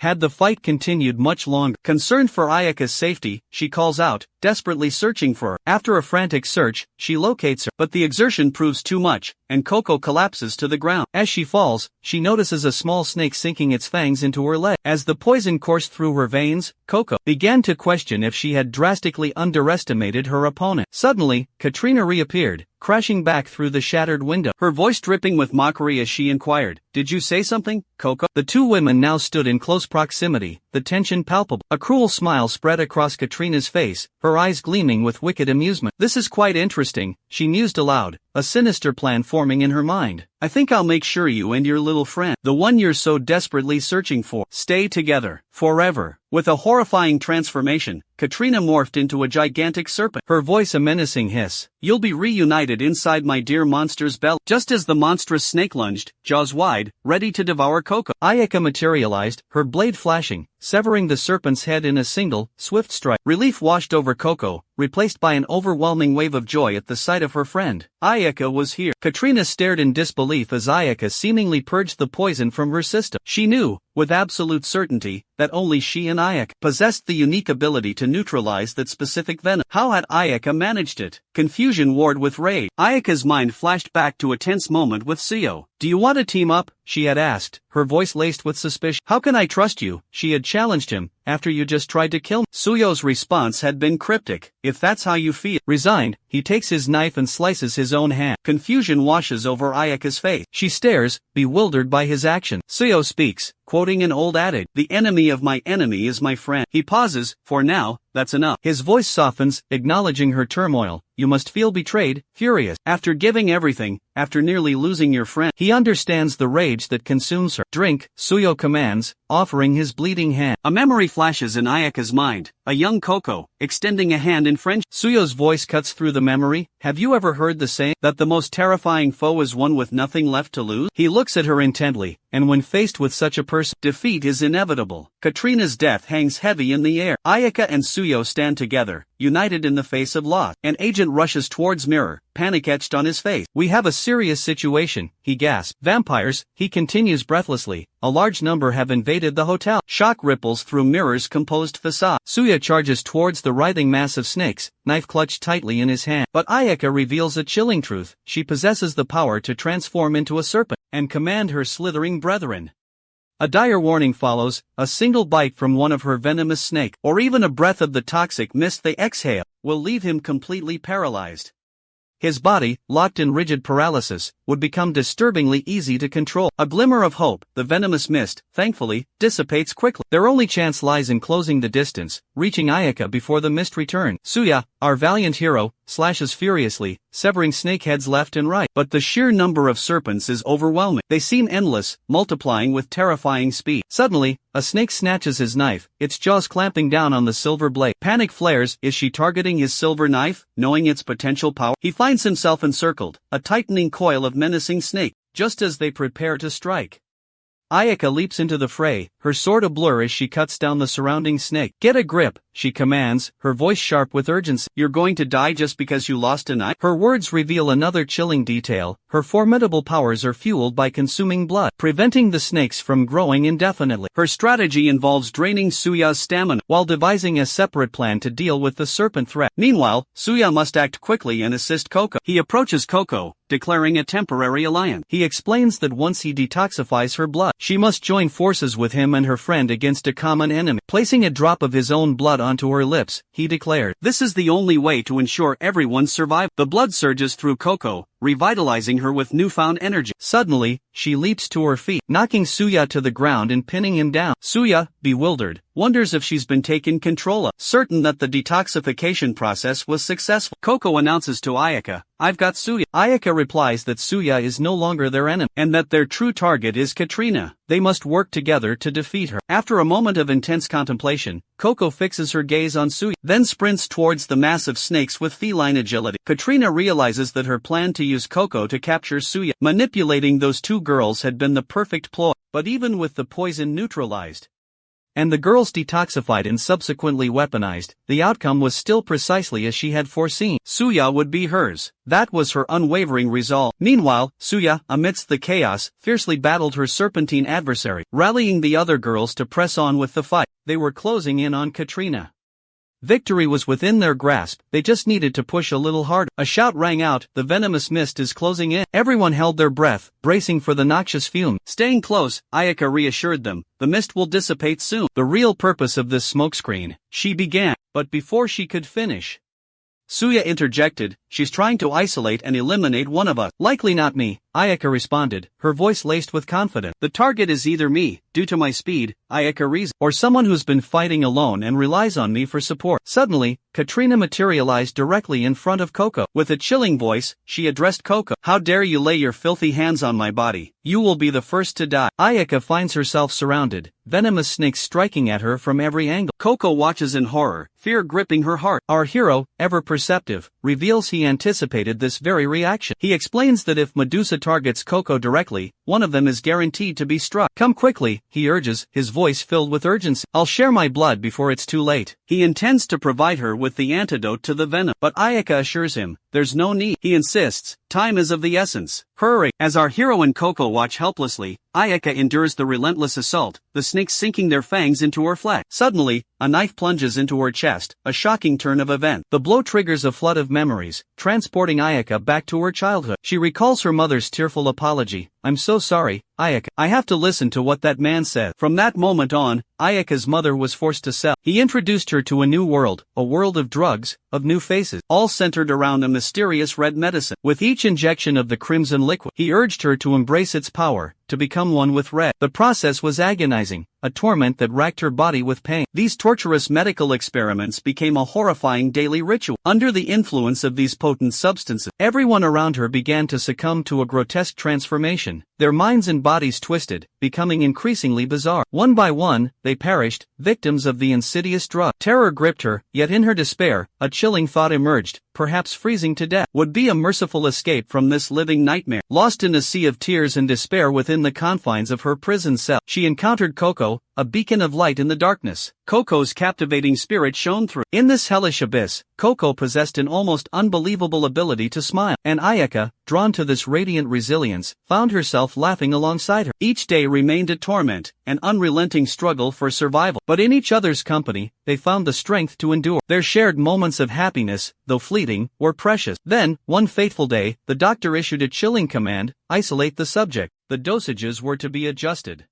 He directs the control group to the left and the experimental group to the right, their paths diverging. Separated, a poignant memory surfaces, the two young girls, weeping inconsolably, reaching for each other across the widening gap, desperately calling out each other's name. Ayaka, clutching the borrowed jacket, moves to return, but Ayana insists she keep it, a tangible link between them. With a promise to find her again, a vow etched in determination, Ayana offers a glimmer of hope. Coco, hearing this unwavering pledge, is filled with a surge of joy. Years pass, marked by uncertainty and longing. Then, a miracle, Ayaka is transferred to Coco's cell. Reunited at last, Ayana's promise fulfilled. Overwhelmed with relief, she's overjoyed to find Coco alive, against all odds. I thought I'd never see you again, Ayaka confesses, the years of anguish evident in her voice. But time and trauma have taken their toll. Coco doesn't recognize the face before her. When Coco inquires about her identity, Ayaka simply replies, I'm someone who wants to be your friend, extending a hand of friendship and Coco, grateful for her rescue, clings to this newfound connection. A fierce protectiveness ignites within her. She vows to shield Ayaka from harm. Together, they endure the horrors of their confinement, emerging from the depths of hell. But their ordeal isn't over. A new challenge looms, a precarious future awaits. One of them bears the scars of their imprisonment, physically fragile and unstable. On one side, there's Ayaka, struggling with the trauma of her past. On the other, Coco, battling her own inner demons and mental instability. Together, this unlikely pair forge a desperate plan. They grapple with existential questions, pondering the fundamental difference between themselves and human. Why are their lives deemed worthy of preservation while others are not? Driven to the brink, they contemplate a chilling solution, eliminating their captors. Even if they manage to escape their current confinement, they know another, perhaps even more terrifying, ordeal awaits them. Ayaka throws herself into rigorous sword training, fueled by a desperate need to survive. She believes her life hangs precariously in the balance, constantly teetering on the edge of oblivion. Failure to meet expectations, she fears, will result in immediate and merciless disposal. She clings to the hope of remaining with Coco, knowing that survival is their only shared goal. A wave of guilt washes over her. She shouldn't have burdened Coco with this responsibility. Even the simplest tasks, like catching a single bug, seem insurmountable. This is her final chance, and the weight of potential failure is crushing. The humiliation burns deep. This is her last chance. The level of humiliation she feels is almost unbearable. Memories flood her mind. Sayok's selfless act of sharing his blood to save her life. The brutal degradation of Lady Anna tearing her body apart for mere amusement. The agonizing betrayal of being discarded after giving everything she had. And the sharp, lingering pain of losing a dear friend. Then, Suyak offers her his own blood, a gesture laden with complex meaning, and offers her a chance at freedom, a life together, an escape from their current reality. For the first time, she feels understood, a connection forged with someone who sees her true self. Ironically, it's him, her former enemy, who offers this solace. Survival has demanded a heavy price, staining her hands with countless acts she regrets. The path of righteousness was clear, yet she was powerless to follow it. But with him, there's hope. Now, she desperately needs Suya to understand. Everything hinges on this moment. She attempts to explain, to convey the weight of her past and the hope for their future. Words falter on her lips, the emotions too overwhelming to articulate. Instead, she pulls him close, sealing her unspoken confession with a desperate kiss. As the kiss ends, her body begins to crumble, cracking, and falling apart. The strain is too much. With her last breath, she whispers a heartfelt thank you to Suya. Suya, heartbroken, gently comforts Coco, urging her not to cry. Memories flood back, cherished moments shared with Coco, each one a precious gem. Ayaka's voice echoes in her mind, a promise that they will always be together. As the promise fades,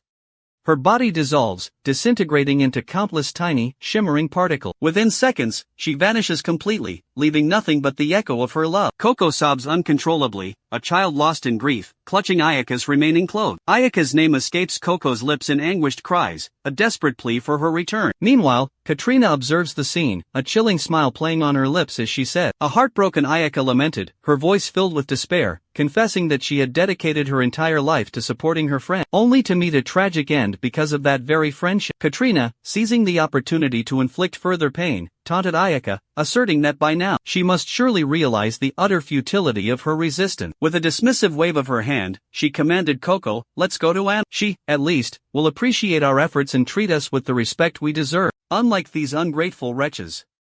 To her surprise, Suya responded calmly, I understand. Katrina, taken aback by his unexpected reply, raised an eyebrow and questioned. Suya elaborated, his voice steady, I understand Ayaka's pain, I comprehend her sacrifice. He paused, then added with newfound resolve, and I know what I must do. Growing increasingly irritated, Katrina muttered to herself, am I talking to a wall? Is anyone even listening to me?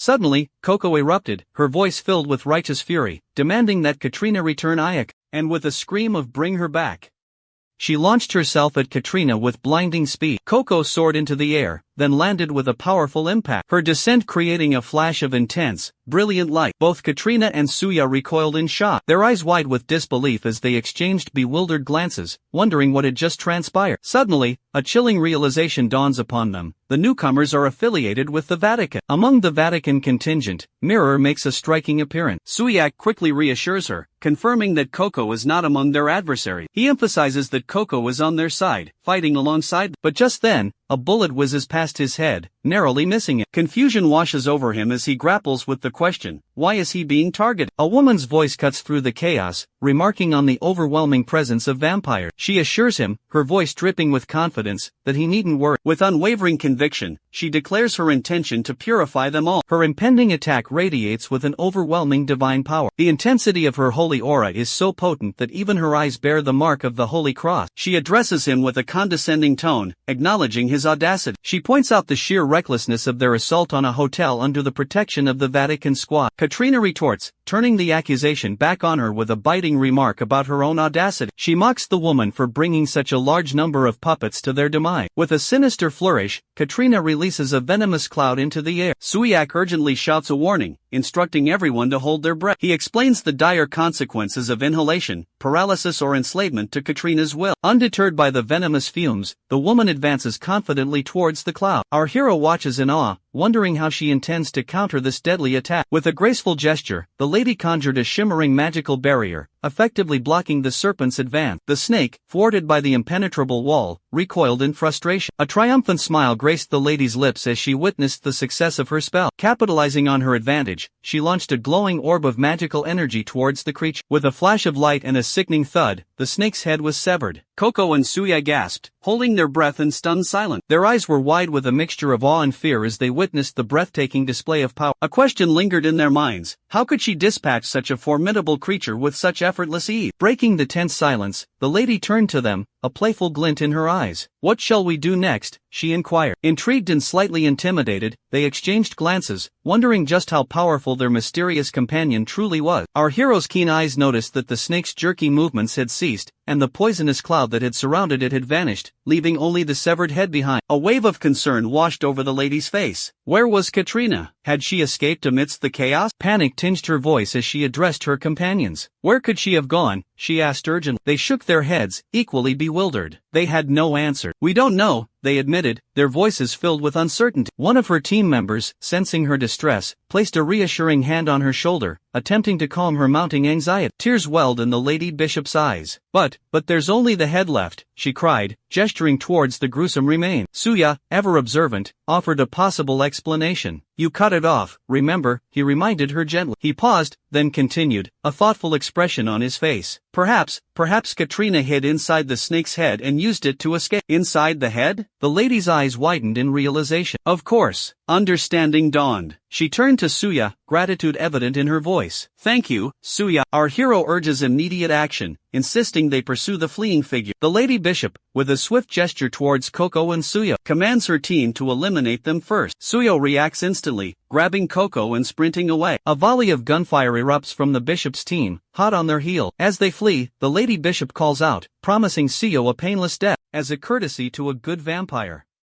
Our hero and Coco quickly take cover behind a wall, where he urgently clarifies that he's not an enemy, and that he's allied with Mirror.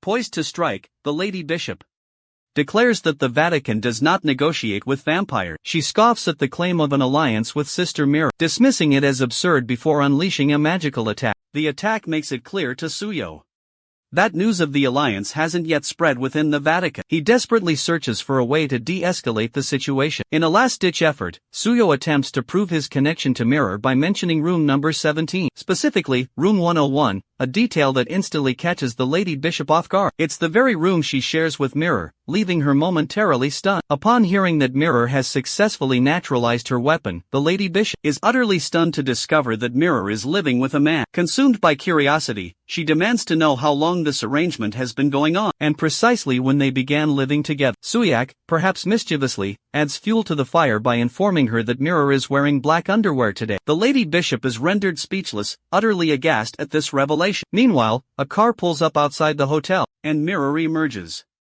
She pauses, perplexed by the presence of two cars belonging to her agent. Suddenly, the realization dawns upon her: they're here for the vampire. Panic sets in, and she breaks into a run towards the building. As she sprints, she curses the vampires under her breath, furious that they're exploiting her absence. The thought of them taking Suyak is unbearable. She knows everything is on the line. Bursting inside, she frantically questions Suyak, demanding to know if she's heard about the vampire's arrival and what exactly is happening. Rushing into the hall, she finds Suya and Coco standing together on one side, while the Lady Bishop stands nearby, observing the scene. Mirror takes in the situation, the Lady Bishop's present, leaving her completely bewildered.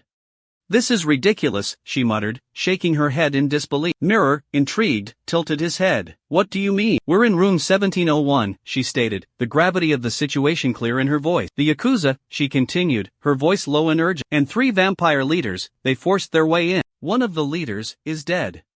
After they scattered," she explained quickly, "one escaped, the other was captured." Mirror let out a low whistle. "We dodged a serious bullet there." If Suya had fallen into Anna's hands, he trailed off, the unspoken consequences hanging heavy in the air. "It would have been a disaster." "They knew exactly when you would be gone," Mirror said, his voice grim. "They planned this. They came here, to this specific place." He paused. "Their information network is incredibly sophisticated. This hotel isn't safe anymore." "Agreed," Mirror affirmed, his expression serious. "We need to relocate," he declared, "and we can't be separated, not even for a second." Their eyes met, locking in a gaze that spoke volume. A faint blush crept across Mirror's cheeks, and a shy smile touched her lip. Suya's voice broke the spell. "That guy, he almost died. Facing one vampire was terrifying enough, but he went up against 3, and he survived. His rigorous combat training transcends the limits of human strength and speed, and the results are evident. He's undeniably become stronger. This newfound power comes from a constant, insatiable thirst for blood." The Mirror reflects his progress, confirming that even with a slight lack of speed, his continuous growth and strength means that, eventually, he will be powerful enough to kill Anna. From this point forward, there's a new directive. He must remain vigilant, never abandoning his post. The Mirror, however, reflects more than just his physical form. It reveals anger. A sharp question cuts through the silence. Would he dare defy a direct order from a higher-up? He counters with urgency, claiming knowledge she needs to hear. He possesses vital information, recently acquired. Intrigued, she presses him for detail. His revelation hinges on his vampiric nature. He knows the secret to attaining Anna's level of speed and strength. Shock washes over her as the words sink in. The source of this knowledge, he explains, was unexpected. Yakuza Ayaka, the 7th squad leader of Nanai. This crucial information was imparted in her final moment. The reason? A vampire's power is directly proportional to the blood consumed. The more they consume, the stronger they become. So, even if he continues to grow stronger through his current training, facing Anna remains an impossible feat. But vampire blood, that changes everything. That presents an entirely different path to power. By consuming the blood of a vampire, he can essentially steal the power they've accumulated over time. And, under specific conditions, he can even inherit their unique abilities. Mirror is intrigued, yet cautious. The source of this information remains unverifiable, raising doubts about its validity. The precise conditions for inheriting these abilities remain shrouded in mystery. But Suya is convinced that the potential reward outweighs the risk. It's an experiment worth conducting. And after consuming Ayaka's blood, the results are immediate and dramatic. Bullets seemingly move in slow motion. And he briefly manifests a new, extraordinary ability. Legend has it that Anna commands 7 powerful vampires. Now, he understands his path forward with absolute clarity. He must consume the blood of each and every vampire under Anna's control. Mirror understands the situation perfectly, and speculates that Coco was brought along for this very reason. After all, Coco was one of Anna's vampires, and securing her allegiance, even temporarily, could prove advantageous. Coco's anger is palpable. The Lady Bishop encourages her, urging her to speak her mind freely. Just then, Suyak interjects, revealing Coco's deep-seated animosity towards Anna. He points out that Coco blames Anna for the death of a dear friend, suggesting she could be a valuable ally to their cause. Mirror finds Suyak's interruption irritating. He questions Suyak, asking if there's a problem with his assessment. Mirror counters, stating that there are, in fact, several problems. He explains that the timing is particularly sensitive, as the Bishop's Council is imminent. Intrigued, Suyak inquires about the Bishop's Council. Mirror explains that it's a high-level meeting where the Vatican's bishops convene to discuss critical matters and assess the current situation. While typically focused on Anna's forces, the primary topic of this particular meeting is Suya himself. His recent induction into the vampire hunting group has caused considerable discontent among certain factions. He needn't worry about repercussions, however, as her standing isn't precarious enough for that. He recalls her initial explanation for bringing him here, to monitor him closely. But now, a degree of trust has begun to bloom. She believes in his discretion. Unbuttoning her shirt, she praises his diligence and hard work, offering her neck as a reward, a source of sustenance for him. She urges him to partake, a gentle eat-up escaping her lip. Unseen, just beyond the room, the Lady Bishop listens, utterly aghast at this exchange. Seated outside, a furious anger consumes her. The words she overhears are simply too unbelievable. Inside, Suyak casually mentions this is a daily ritual, questioning what she meant by referring to it as a reward. The Lady Bishop, still lurking outside, reels from this revelation. This happens every day? Meanwhile, Mirror observes that Suyak has changed considerably. Initially, he'd struggled to contain his excitement, his desire barely suppressed. Now, he approaches the act with a newfound composure, almost leisurely. And should things become too overwhelming, too difficult to bear, Mirror offers a reassuring reminder to simply let him know. Overhearing this last bit, the Lady Bishop trembles outside the room, consumed by a chilling dread. Initially, he seemed to struggle to contain his excitement, but now, he appears to be handling it with a newfound ease and leisure. He reassures her, saying that if things become too challenging, she should simply let him know. Mirror, he says, and the Lady Bishop, lost in her own thoughts, imagines the two of them intimately entangled. Confused, she wonders what could possibly be happening. Meanwhile, Sister Mirror overhears him reminding Mirror of her earlier statement, the more the merrier. He suggests, should we perhaps invite Lucia to join us? Mirror responds cautiously, suggesting they should first seek Lucia's opinion. Overhearing this, Lucia is utterly terrified. She panics, convinced that Mirror is about to call for her. Why me? She wonders in despair. Her imagination runs wild, picturing herself and Mirror engaged in a passionate encounter with Suya. The mere thought of it sends shivers down her spine, and she trembles uncontrollably. Just then, the door opens and Mirror emerges, asking Lucia, perhaps you would. Before Mirror can finish her sentence, Lucia faints, collapsing onto the floor. As Mirror emerges from the room, Lucia embraces her warmly. Promising to see her at the upcoming bishop meeting, Lucia releases her from the hut, but not before casting a searing, furious glance at Suyo over Mirror's shoulder. With that, Lucia swiftly enters her car and speeds away. Suyo, left standing there, wonders what could have provoked such intense anger. Mirror informs him that Lucia has departed, and the true problem lies with Coco. Coco, smugly satisfied, expresses her pleasure that Lucia isn't acting superior, simply because of her bishop status. Dismissing Lucia as insignificant, Coco imperiously orders Mirror to bring her fresh blood and provide her with suitable accommodations immediately. Only then, she declares condescendingly, will she consider taking Mirror under her wing as a subordinate. But before she can finish, Suyo suddenly lashes out, punching Coco and silencing her arrogant pronouncement. Mirror, taken aback by the sudden violence, questions whether this impulsive act will truly benefit them. He reiterates his previous explanation, reminding Suyo that he requires vampire blood. If Coco was deemed an enemy, draining her blood before eliminating her is the only logical course of action. However, if they choose to keep her as an ally, they will face the constant demand for blood. Considering Coco's impressive tracking abilities and formidable combat skill, her assistance would be invaluable. Mirror concurs.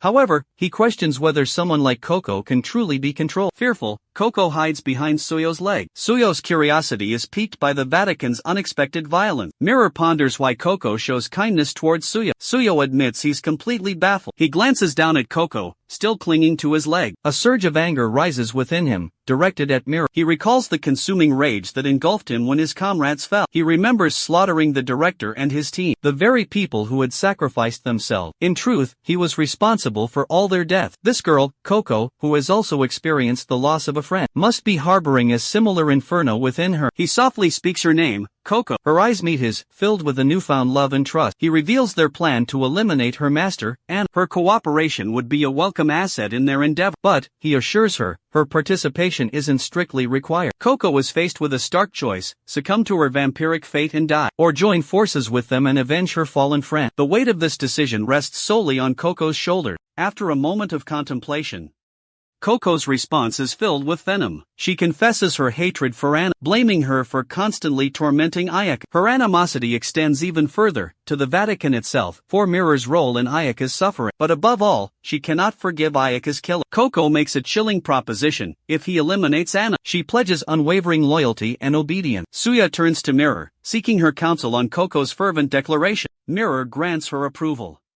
She proposes a meeting between him and Coco at the upcoming bishop gathering. Mirror takes full responsibility for their action, issuing a stern warning: any transgression or harm inflicted upon others will be met with swift and decisive retribution. Mirror immediately regrets her hasty declaration. Meanwhile, in the bathroom, Coco vents her fury in the shower, threatening dire consequences if she's been deceived. She rails against the Vatican, vowing vengeance for the agonizing torture she's endured. Mirror lathered Coco, the large dog, showering her with water and a running commentary on her pungent aroma. Honestly, she muttered, wrinkling her nose, how long has it been since you last encountered soap and water? Coco, oblivious to the offense, barked happily, but I smell wonderful. Mirror scoffed, clearly, your olfactory senses are as underdeveloped as your hygiene habit. With a sigh, Mirror thought to herself, I slay vampires for a living. And yet, here I am, bathing a creature that defines the word filth. Suya's voice interrupted her inner monologue. Remember, I mentioned needing vampire blood. Try to look at the positive side of things. He added gently, all this is a necessary evil for the greater good. Inside the room, Suya meticulously cleaned his silver knife. Suddenly, the door burst open, and Coco came barreling out, streaking past him like a furry, four-legged comet, completely naked and dripping wet. She put poison in my eyes, Coco wailed, her voice filled with dramatic despair. Save me, Suya, save me, she pleaded. Just as quickly, Mirror reappeared, dragging the protesting canine back towards the bathroom. Are you coming or not? She called out impatiently. Coco's cries of help me continued to echo down the hallway. Close your eyes and hold still, Mirror commanded, her voice firm but laced with a hint of amusement. Suya's mind drifted, recalling his friend's playful teasing. Hyung, getting a promotion, are we? They'd chuckled, nudging him with their elbows. Don't call me Hyung, he'd retorted, a slight blush creeping onto his cheek. It's team leader Suya to you. His comrades erupt in laughter, teasing him relentlessly. Embarrassed, he pleads with them to stop, muttering about how cringy they're being. Still chuckling, they playfully badger him for a treat. Their request is specific: beef steak. They remind him, with a wink, that he's the only team leader who comes through in times like these. Suddenly, their commander appears, eager to join the festivities and the potential feast. With mischievous grins, his friends inform the commander that Suyak is treating them all to a delicious beefsteak dinner. Suyak, still flustered by the earlier teasing, retorts that being a team leader doesn't give them the right to call him Hyung so casual. The commander responds with a knowing smile, once a Hyung, always a Hyung. A wave of nostalgia washes over Suyak as he remembers the boisterous camaraderie of those days, how noisy and full of life they used to be. Meanwhile, Mirror is still patiently attending to Coco, urging her to rinse her mouth quickly, and reminding her, for the 100th time, not to eat anything in the bathroom. Finally, after the seemingly endless shower, an exhausted Mirror collapses onto her bed. The whole situation, she thinks to herself, is utterly insane. Coco consistently ignores her pleas and instruction, yet obeys Suyo's commands without question. The simple command, sit down, from Suyo, and Coco immediately complies. Coco obeys without hesitation, immediately dressing herself at his command. He then proceeds to dry her hair, a surprisingly tender gesture. Mirror observes this unusual submissiveness with a thoughtful frown, wondering if Coco's behavior is a consequence of her recent violent outburst against her friend. She recalls Coco's earlier words, her unwavering declaration of vengeance against Ayaka's killer. Coco had vowed that if they eliminated Anna, she would be indebted to them, willing to do anything in return. Mirror reflects on the profound impact of loss and isolation, realizing that being stranded in enemy territory, stripped of everything precious, must have left Coco deeply vulnerable and desperate. Understanding dawns on Mirror, she must offer Coco empathy and support. Suddenly, Mirror awakens to find Coco drinking blood from a wound on her hand. Confused and startled, she asks what Coco is doing. Coco replies casually, simply stating that she's hungry. Mirror offers a reassuring smile, but concealed in her other hand. She tightly grips her sword. Elsewhere, Suya is jolted awake by Coco's voice. Coco accuses Mirror of finally revealing her true, treacherous nature, angrily denouncing her as a Vatican jerk, claiming to have cursed her to die before fleeing out the door.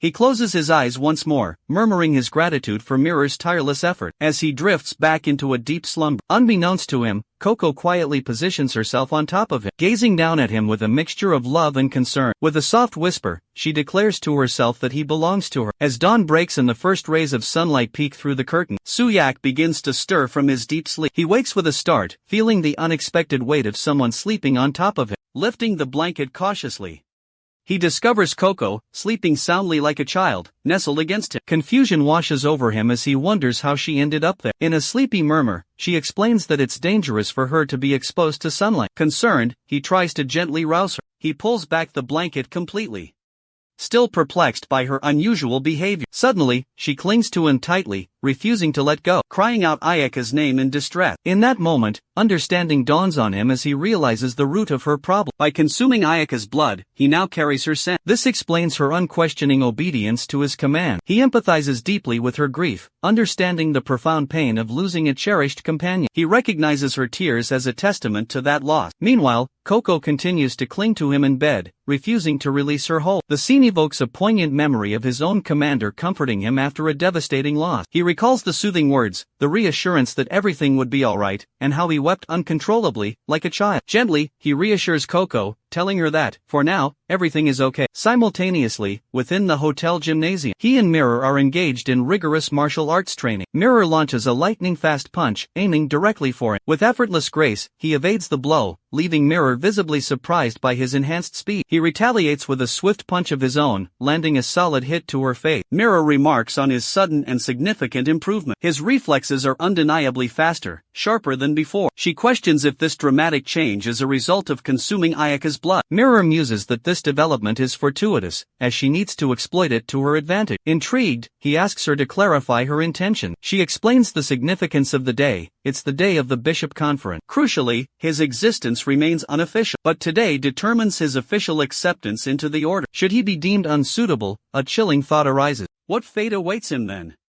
Mirror delivers a grim answer, immediate execution. Gently placing a hand on his shoulder, she offers comfort, assuring him there's no need for worry. Her belief in him is unwavering. She sees his potential to attract hidden vampires, an invaluable asset. Coupled with his capacity for rapid growth, she envisions him rivaling the captains in strength within a remarkably short time. These qualities, she asserts, will make him indispensable to the order. He is the key, she explains, to ending the crusade by eliminating Anna. Challenging his resolve, she asks, "Are you lacking confidence?" He retorts with unwavering conviction, even as a human, his strength was formidable. Now, armed with the knowledge of vampiric power and growth, Anna's demise is merely a matter of time. There's much to be done.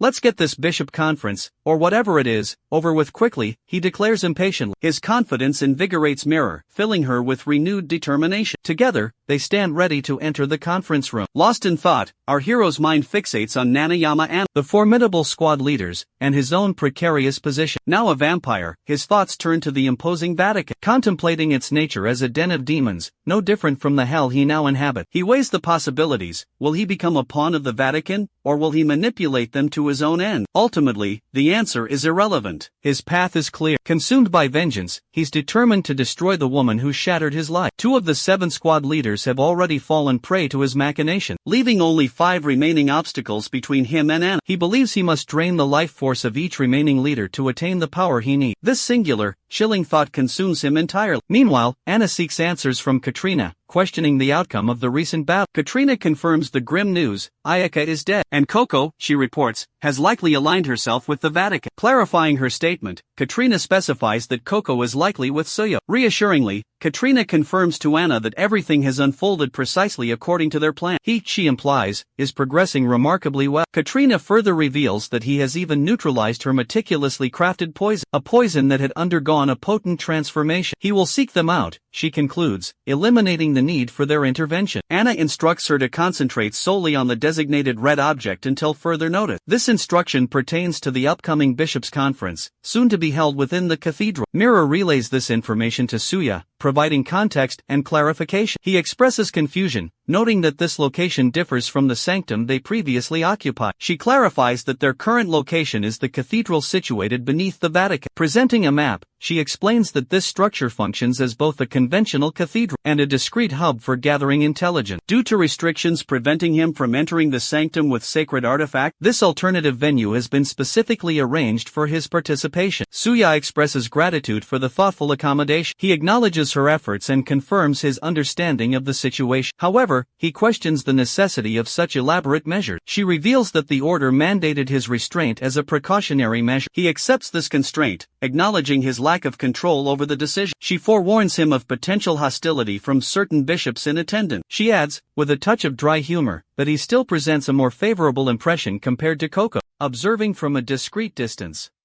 a man scrutinizes the pair and inquires about the identity of Suya's vampire companion. Mirror extends a warm greeting to Bishop Dominic, remarking on the passage of time since their last encounter. He also inquires after her well-being. A flicker of recognition crosses Dominic's face. Could this be Suyo, the infamous vampire, once a formidable black agent, now seeking sanctuary within the hallowed walls of the Vatican? A broad smile spreads across Dominic's face, his voice filled with delight. This is truly magnificent news, he exclaimed. Suyok's expertise will be an invaluable asset to our combat forces, he declares confidently. You've certainly unearthed a remarkable talent. Mirror interjects, recounting a previous mission. During a recent operation, he held his own against those squad leaders. Dominic playfully teases.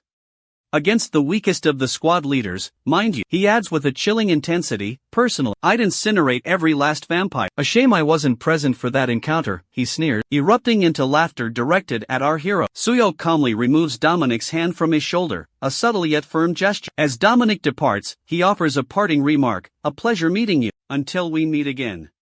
Back in the meeting room, he summons his assistant. He requests Hilda accompany him. Addressing her reflection, Hilda remarks that it's been a while, and promises to see her other self in the meeting room. Before departing, Hilda pauses, casting an innocent gaze upon our hero. After a lingering moment, she offers him a polite greeting. Sulyak expresses his doubt, questioning aloud if Hilda is truly a bishop. She clarifies that Hilda's situation is a unique exception, deviating significantly from the conventional hierarchical structure. She implies that he likely already sensed this peculiarity. However, to the majority of the Vatican's members, Hilda represents a disruptive presence, a thorn in their collective side. While there are others who share Dominic's perspective, some harbor a more overt animosity toward her. Suddenly, Lucia bursts into the scene, embracing Mirror warmly. Mirror expresses surprise at Lucia's unexpected arrival. She notes that their encounters have become remarkably frequent lately. Lucia playfully inquires if Mirror shares her enjoyment of these frequent visits. Mirror affirms her happiness at seeing Lucia, her response filled with genuine warmth. Lucia then directs a sharp, angry glare towards Sulyak. With a hint of suspicion, Lucia asks Mirror if she has seen Lady Cecilia recently. She replies that Lady Cecilia hasn't been seen yet. Lucia cautions Mirror, suggesting she be wary of Lady Cecilia. Intrigued, Mirror asks Lucia why she feels this way. Lucia explains that Lady Cecilia harbors a deep-seated hatred for vampires, surpassing even that of most others. She emphasizes that regardless of Suyak's assistance to the Vatican, Lady Cecilia's opposition to him will be unwavering and fierce. Mirror expresses her gratitude for the warning, but assures Lucia there's no cause for alarm. She points out that despite their frequent clashes and differing opinions, Lady Cecilia remains eminently qualified for her position as bishop. Suddenly, Suyak cries out, alerting Mirror to a burst of flames hurtling towards them. With lightning reflexes, Mirror deflects the fiery attack with her sword, sending it flying harmlessly away. Confused and alarmed, she wonders what's happening. It's Lady Cecilia. Cecilia declares that she's simply fulfilling her duty as a bishop. Her tone accusatory, she challenges Mirror, demanding to know if a bishop sworn to protect humanity from vampires would truly shield a vampire. She abruptly declares the meeting over, and commands Mirror to leave Suyak behind. As Cecilia poised herself to strike Suyak once more, Lucia swiftly intervened. She urgently explained that Suyak had been brought there under the direct command of the cardinal himself. Cecilia remained unmoved by this revelation. She steadfastly declared that she was merely fulfilling her duty, and commanded Mirror to step aside. She added, in a low, unwavering tone. Lucia attempted to reason with Lady Cecilia, but the lady's gaze remained fixed on Suya, utterly captivated. He was, undeniably, a captivating sight. Mirror, growing impatient, warns Cecilia that if she didn't step aside, she would handle the situation personally. Cecilia lunged forward, boldly reminding Mirror that she had already been warned. Lucia moved to intervene, but Mirror swiftly told her to stand down, assuring her with quiet confidence that she had the situation well in hand and would handle it her own way. Now, Lady Cecilia and Mirror stood face to face, the tension palpable. Mere breaths away from a full-blown confrontation, the fight erupted. Mirror wielded her sword with deadly grace, while Cecilia countered with her magically charged fist. A thick haze of fire and smoke filled the air, obscuring their furious movements.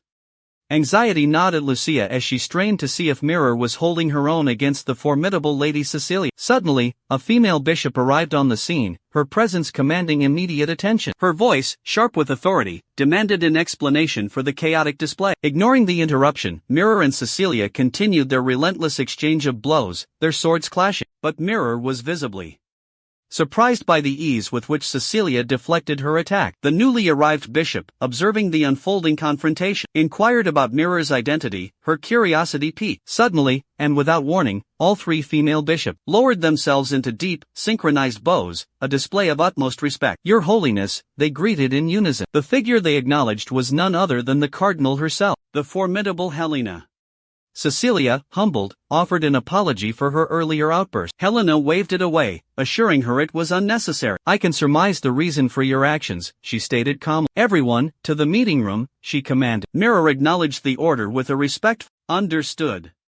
Cecilia, however, issued a stark warning to Mirror: "Do not mistake this for a mere meeting. This is an execution trial."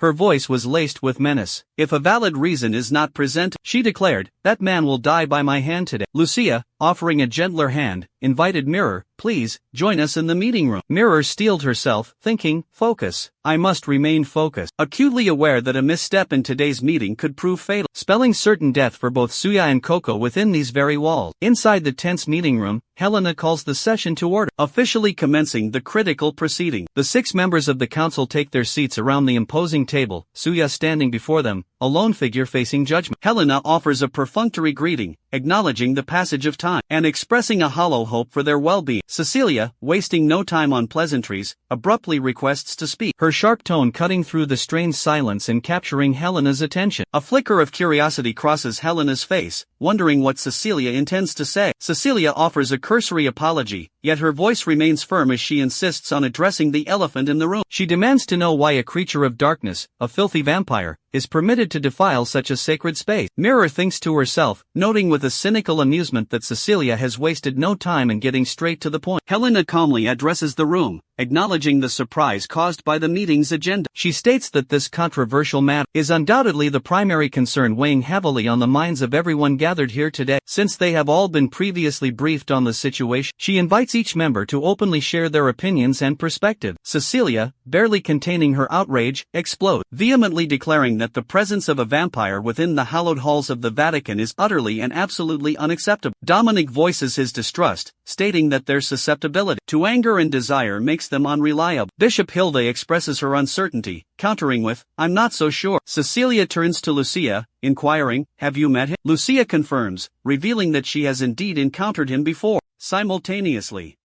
Dominic offers Hilda a piece of candy, encouraging her to speak her mind freely. Hilda accepts with a childlike thank you. As this unfolds, Lucia recounts her first encounter with Suya to Cecilia. "It began," she explains, "when Anna's team leader launched an attack on the hotel. During the assault, Suya bravely defended the base, risking his own life. His courage extended to aiding their allied members who had joined them. However, lacking any information about Suya's true allegiance, they persisted in their attack. Despite possessing the power to retaliate, Suya remarkably refrained from fighting back." Dominic listens to Lucia's account with evident surprise. Lucia continues, adding a significant detail. "Furthermore, Suya is under Bishop Mirror's control." Lucia rationalizes the situation, inwardly concluding that their romantic involvement explains everything. However, she discreetly keeps this thought to herself, remaining silent during the meeting. With that unspoken observation, Lucia concludes her statement. Suddenly, and quite unexpectedly, a trickle of blood begins to flow from Lucia's nose. Shifting the focus, Helena directs her inquiry towards Bishop Mirror. She prefaces her question by affirming her unwavering faith in Suya. Helena seeks clarification from Mirror, pressing her to explain Suyok's perceived importance to the Vatican. Mirror's response is simple yet profound. She witnessed his revelation. A wave of laughter washes over Cecilia as she questions Mirror's staunch defense of Suyok. A palpable sense of disappointment hangs heavy in the air as Cecilia expresses her disillusionment with Mirror. She elaborates on the significance of the revelation, explaining that it reveals two crucial possibilities. The first signifies the birth of an individual like themselves, a chosen one. The second, a more ominous possibility, warns of an impending threat of immense magnitude. Cecilia vehemently asserts that the revelation unequivocally mandates Suyok's elimination. Further fueling her argument, Cecilia reminds everyone of Suyok's ruthless past, highlighting his merciless slaying of his own comrade. Suddenly, Suyok breaks the tense silence. He defends his actions, claiming that he and his team were the ones under attack. Cecilia erupts in fury, silencing Suyok with a thunderous shout and preparing to strike. She vehemently declares that scum like him have no right to speak, her voice dripping with contempt. Our hero meets Cecilia's rage with a fiery gaze, his eyes burning with anger. Meanwhile, Coco awakens in the confines of a cold cell, her stomach gnawing with hunger. Her thoughts are consumed by a single, overwhelming craving, the insatiable thirst for blood. Mirror continues, his voice resonating with conviction, therefore, it was Suyok who was truly betrayed. Had he not intervened, Mirror explains, the agents' lives would have continued to be needlessly sacrificed. Cecilia, still burning with anger, retorts, regardless, that man is still a vampire. The ancient will, passed down through generations of our ancestors, is clear. The complete extermination of their kind. Mirror echoes her sentiment, to truly eradicate the vampires. We must also confront Anna and her coven. A calculating glint enters her eyes as she asks, is there anyone among us capable of luring them out into the open? Mirror contemplates her question, his gaze sweeping across his team. The Vatican, he begins, his voice steeped in history, was founded by St. Peter himself, boasting a legacy 2,000 years strong. And thanks to the unwavering dedication and countless sacrifices of its members, Anna is the last remaining ancient vampire. However, he continues, a note of frustration entering his voice, Anna remains elusive, cunningly concealed in the shadows. She continues to amass power, evading our grasp with frustrating ease. But then, unexpectedly, those who had been concealed emerge from the shadows, drawn out solely by Suyok's presence. Since his arrival, the 7th squad leader has been utterly annihilated. And now, the 6th squad leader has joined the ranks of the fallen. Mirror continues her analysis, observing that the previously stagnant situation has suddenly sprung into motion. And now, she believes they finally have a lead, a way to conclude this protracted game of cat and mouse. A game that has spanned 2 millennia, finally reaching its climax in their generation. Cecilia, enraged, accuses Mirror of spouting utter nonsense. The 6th squad leader joining them? Preposterous. Has Mirror completely lost her mind? Cecilia demands that the cardinal strip Mirror of her rank and execute the 2 vampires without delay. Helena, however, interjects, acknowledging the boldness of Mirror's assertion, but suggesting that it merits consideration. Because of this man, Anna, for the first time, has revealed a vulnerability. And perhaps, Helena muses, this presents a unique opportunity. She proposes the formation of an experimental unit. Cecilia, vehemently opposed, tries to interrupt, but Helena continues, stating that they cannot afford to disregard the potential legitimacy of this development. Should a majority of the bishops concur, this decision will be implemented immediately. Helena issues a stern demand. Those who support this measure must bear the full weight of its consequences. Mirror acknowledges her understanding with a subtle nod. Cecilia slams her fist on the table, declaring she could concede 100 times over on the matter of Suyok's acceptability. However, she vehemently opposes the other candidate, Anna's former subordinate, deeming her utterly unacceptable. Helena raises an eyebrow, inquiring if Cecilia has considered the reports of Coco's low aggression level. Dismissing the concerns of control, Helena challenges them to witness firsthand and judge for themselves. She then commands the presence of the 6th squad leader, Coco. Just then, a male bishop bursts into the chamber, panic etched on his face, exclaiming, "This is a disaster." Helena's composure cracks, replaced by a flash of anger. She demands an explanation for his disruptive entrance during such a critical meeting. Stammering apologies, he insists on the urgency of the situation. Intrigued despite her irritation, Helena presses him for detail. The bishop blurts out a shocking revelation: the vampire known as the 6th squad leader, Coco, has escaped. News of Coco's escape sends shockwaves through the room, leaving everyone stunned. Cecilia, unable to contain her frustration, directs her anger at Mirror, blaming him for Coco's successful escape. Mirror, unfazed by Cecilia's accusations, asserts that recapturing Coco is now their top priority. A sudden realization dawns on Mirror: it's still daylight. Dominic grimly states that if Coco managed to escape from the confines of the basement, the situation could quickly spiral into a disaster. Mirror speculates on Coco's potential destinations, narrowing it down to two likely possibilities: the orphanage located within the cathedral, or a chilling image flashes through Mirror's mind: a young child, awakened by the need to use the restroom, innocently opens the door, only to find Coco already standing there, a sinister presence lurking in the shadows. Overcome with a sense of urgency, Dominic shouts out a warning for the children. Suddenly, the young bishop, with a calm demeanor, interjects, urging Dominic to wait. She explains that she's in the midst of focusing her concentration on something of vital importance. Suyak watches intently as the bishop's eyes begin to glow with an otherworldly luminescence, and the very air around her seems to shift and change. Dominic, sensing the rising tension, implores her to remain calm, reassuring her that her siblings will be safe and unharmed. But if she fails to control her surging emotion, he fears it may already be too late.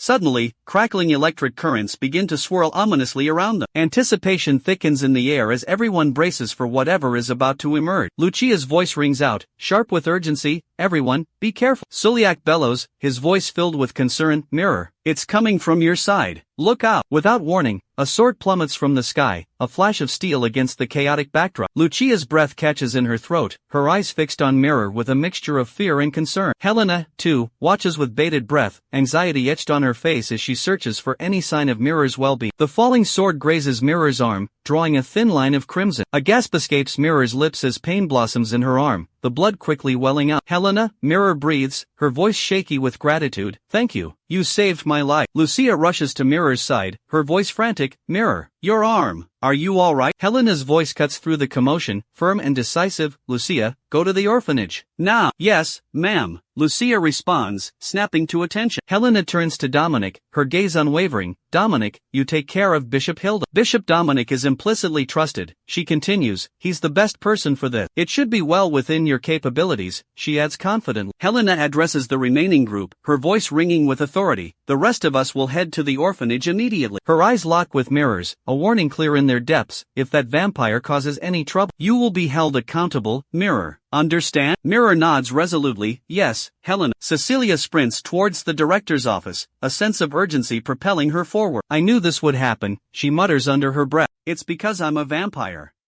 Her voice takes on a harder edge. "A vampire with the power of an Anaya Yakuza sect leader. My true nature remains, regardless of the circumstances. It's all because of that mirror."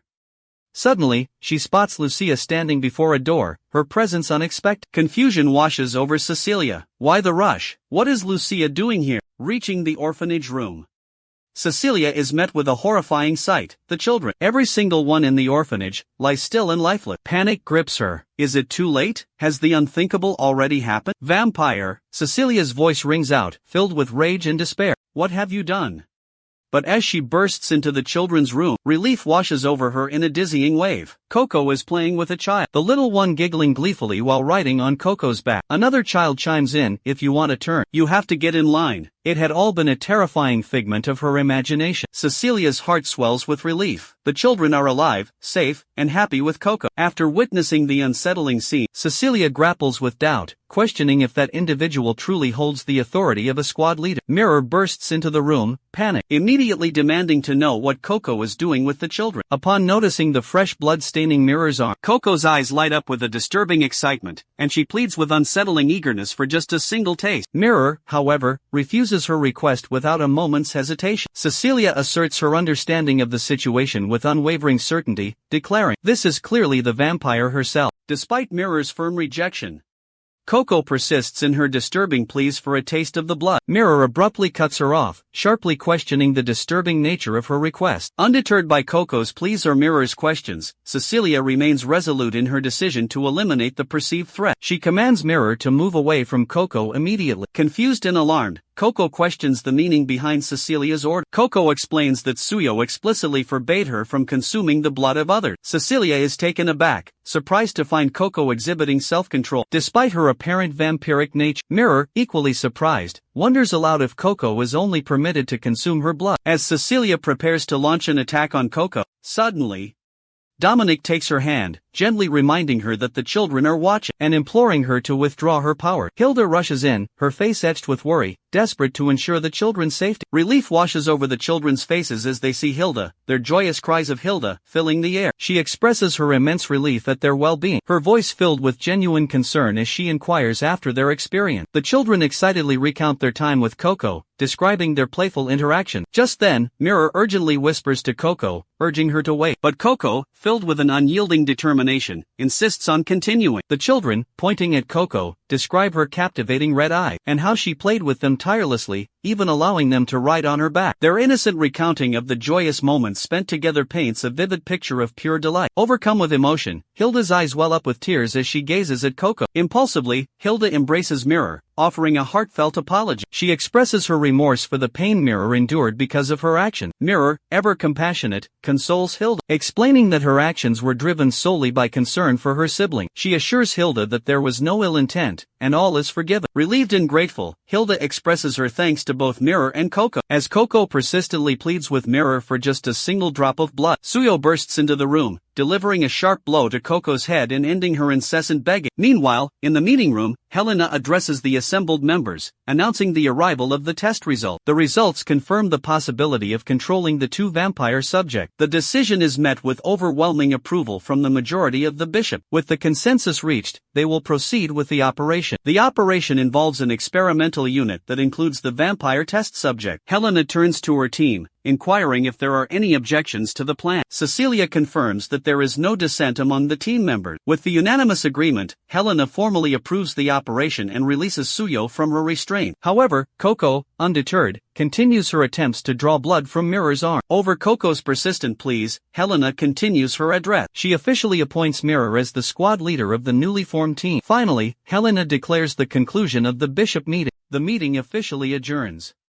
As the attendees disperse, Hilda bids farewell to Mirror, promising to see her again soon. Lucia expresses her concern for Mirror's well-being, noting her visible injury. She advises Mirror against overexertion and encourages her to seek assistance if needed. Mirror expresses her gratitude for Lucia's concern. Lucia offers her immediate support should any issues arise with the vampires, promising swift action. As Mirror finds solace in the reassuring reflection of her own gaze, Lucia, ever watchful, cautions Mirror to remain vigilant. From a short distance, Cecilia's voice rings out, calling Mirror's name, leaving both women to wonder about the intent behind her sudden summon. Cecilia, her expression resolute, reminds Mirror of their sacred crusade's true purpose, to liberate humanity from the clutches of the vampiric scourge. She vows that should those vile creatures ever dare to violate the sanctity of their mission, she will unleash her wrath upon them, annihilating them all to fulfill her sworn duty. Departing, Cecilia casts a final, meaningful glance at Mirror, urging her to watch over their companion. Meanwhile, in the bustling port city of Vladivostok, Russia, a group of men seek refuge from the cold within the dimly lit confines of a local bar. A lone figure enters, his presence immediately commanding attention as he approaches the counter. Addressing a grizzled old man seated there, he remarks, "It's been a while, Ivan." Ivan, his one good eye fixed on the newcomer, responds with a gruff request for assistance. The old man sighs, noting with a hint of disappointment that this individual only seems to seek him out in times of trouble. A beat of silence hangs in the air before he adds, with a sardonic edge, "By the way, I trust you haven't forgotten who it was that relieved you of your eye?" The one-eyed man, Ivan, is revealed to be the formidable boss of the local mafia. His voice hardening, Ivan continues, "I'll never forget the day I lost my eye." Locking eyes with him intensely, four of Ivan's men suddenly appear, pressing guns against the young man's head. Ivan, intrigued, leans in, wanting to know what audacity brought this young man to his doorstep. The old man's voice booms out, calling for Suya. He demands to know what compels Suyak to venture all the way to Russia. His mind flashes back to Dominic's briefing. The urgent message was clear, their mission lay in Russia. The reason? Recent events pointed to a disturbing trend. The Yakuza responsible for the hotel raid exhibited unsettling, vampire-like characteristics. Autopsies were immediately performed to confirm their suspicion. However, the results defied expectation. The bodies were definitively human, but one peculiar detail stood out: traces of a mysterious drug. one seemingly linked to supernatural abilities, were detected within their system. A month prior, the Russian branch had been decimated by the mafia. Disturbingly, the same drug was found in the bodies of the deceased mafia members. The Nanaya Yakuza's activities within Russia had been meticulously tracked. An investigation into Anna and the source of this potent drug was paramount. With accommodations secured, the mission could commence without delay. Their base of operations, the Vladivostok branch of the Crusade Alliance affiliate hotel. Mirror is lounging on the sofa, while Coco sits curled up on the floor like a cat, directly in front of her. Suyo enters the room. Mirror, surprised by his pristine appearance, asks, "Why are you so clean?" "I expected you back covered in grime after causing a massive ruckus," she adds. Suyo calmly informs her, "I located Nanayama's hideout.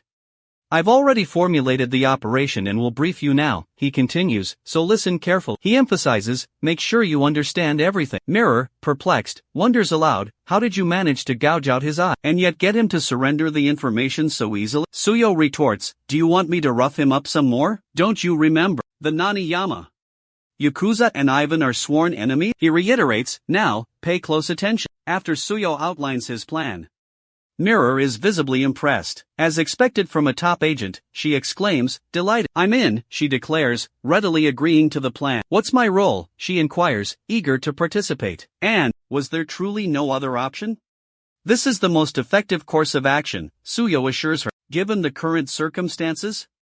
Mirror is displeased with her disguise, specifically the wig and contact lenses she's forced to wear. Suya, looking undeniably handsome, explains that the disguise is crucial for their vampire squad. Their mission requires them, as vampires, to blend in and remain undetected. He counters Mirror's complaints by asking sarcastically, would she prefer to infiltrate the club, dressed in priestly robes, wielding a greatsword? He reminds her that considering her current injury, this was the most practical and inconspicuous option. Mirror remains thoroughly unimpressed. She concedes that the wig and lenses are tolerable, but vehemently objects to the short dress, complaining that it reveals her undergarment. At the nightclub entrance, a guard stops them, questioning Coco's rather casual attire. He points out her inappropriate ensemble, sunglasses, slippers, and everyday clothes. The guard politely informs them that her attire violates the club's dress code, and may prevent her entry.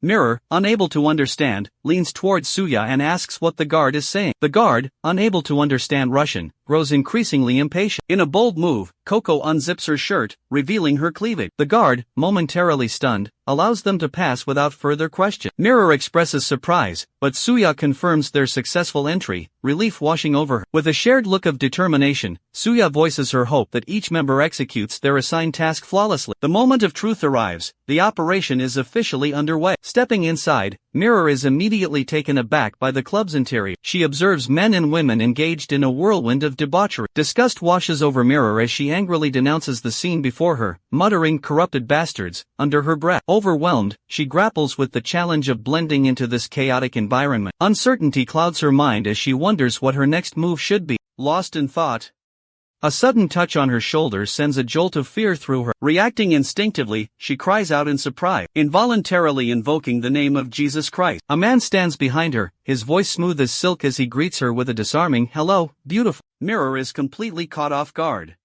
Hearing him speak English only intensifies her astonishment. He propositions her, asking if they have a room and if she'd like to join him. Frozen in place, Mirror struggles to decide how to respond. The man seizes her hand, his grip tightening as he forcibly drags her towards the room. She struggles against him, her voice rising in panicked cries, "Don't touch me." Meanwhile, Suyok navigates the labyrinthine corridors, his footsteps echoing in the silence. A puzzled frown creases his brow. He had expected heavy resistance, a need for reinforcements. Why deploy troop when the corridors are eerily deserted? He hasn't encountered a single soul, not even a stray ant. He reaches a dead end, the abrupt halt confirming his growing suspicions. The place is empty. A chilling realization dawns. This emptiness extends throughout the building, all the way to its deepest point. Suddenly, a prickling sensation at the back of his neck alerts him to a presence. He whirls around, his heart leaping into his throat. A sea of faces confronts him, a multitude of men staring with cold, hostile eyes. The trap snaps shut. He understands, with a sickening lurch, that he's walked into an ambush. Behind the menacing crowd, Ivan emerges, a smug smile playing on his lip. "I've been anticipating this day, Soyok," Ivan announces, his voice dripping with malice. "Lady Katrina promised me control, promised me power. In exchange for delivering you to her. Ivan's tone turns threatening. I suggest you cooperate. Resistance is futile. He lets a chilling detail slip. Every man here is armed with silver ammunition. A cruel chuckle escapes Ivan's lips. And don't worry about your little girlfriend. We've taken care of her. A little something in her drink to ensure her compliance. His voice darkens. Then the fun begins. By now, Ivan muses, a predatory gleam in his eyes. They must have already commenced. He's finished, but before handing Suyak over to Katrina, there's still a score to settle.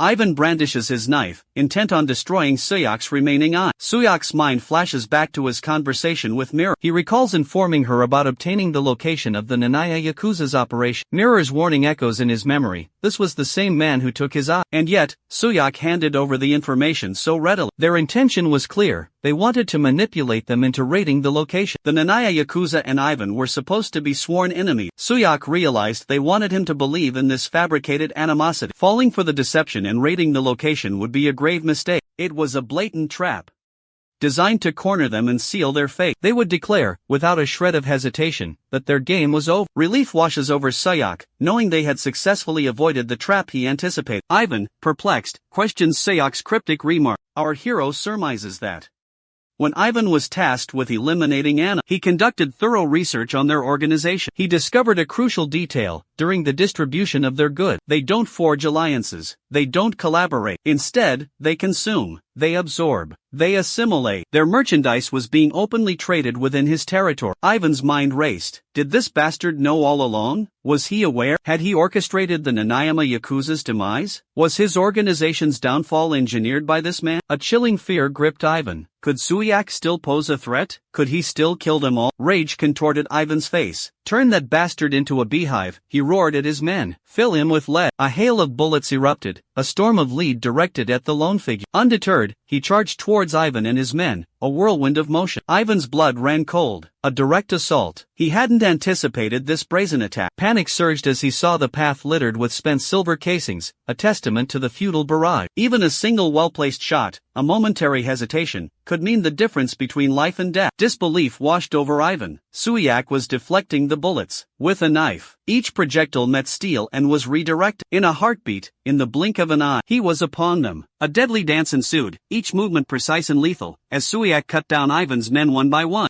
Meanwhile, elsewhere in the club, Coco held the dance floor captive, her every move mesmerizing the captivated audience. The carnage complete, the last of Ivan's men fallen. Suyak appeared beside Coco. It's time, he said, his voice low and urgent. We move now. Follow the scent of Mirror's blood, he instructed, his words laced with a chilling intensity. Leaping from the dance floor, she sprints towards Mirror. Ivan, observing the unfolding scene, warns him, you've made a grave mistake. Leaning against a wall, wounded and surrounded by his fallen comrade, Ivan, injured and alone amidst the carnage, informs Suya. It seems he's trying to decipher our plan. He continues, kidnapping women, then sending one of our own, especially a woman, directly into enemy territory. Ivan scoffs, the fool. She couldn't possibly know our intentions before the exchange, regardless of their actions now. His girlfriend should be unconscious by now. Completely captivated by her charm, Suya Yak shoots Ivan in the shoulder, a sharp warning punctuating her word. Remember who you are. Her voice drips with disdain. Do you truly believe you're in control? This is hardly the time to be concerned with others. He reassures Ivan with chilling confidence. There's no need to worry about her. His gaze hardens. Your concern should be reserved for your own men. As one of Ivan's remaining men attempts to touch her hand, with swift precision, she breaks the man's hand and swiftly incapacitates the rest, preventing them from dragging her into the room. Outside the club, the remaining men realize they've walked into an ambush. Frantic shouts of warning erupt, urging their comrades inside to take cover. But the attack isn't coming from within, it's Mirror, unleashing a furious assault. With a series of powerful kicks, she sends the men sprawling, each blow delivered with effortless grace. A glint of something sharp catches the light on her heel as she cuts them down with terrifying ease. Suyak's words from their planning session echo in her mind. He had warned her. Those bastards will try to use tricks, something to make you lose consciousness. Her mission, to play along, feigning submission. She must allow them to transport her to their true base of operation. Once there, Coco would track her location. Her only task was to wait for his arrival. She remembers questioning Suyak. How can you be so certain they'll target me? His cryptic response, there's something you need to wear. The answer left her speechless, unable to argue. The relentless fight takes its toll, blood begins to flow. Suyak's warning rings in her ears, a stark reminder of the danger she faces. A sudden pang reminds her of her own injury. She must not overdo it, patience is key. Mirror, sensing the absence of communication signals, wonders if their subterranean location is the cause. According to Suya's meticulous plan, her current objective is to wait. The silence hangs heavy in the air.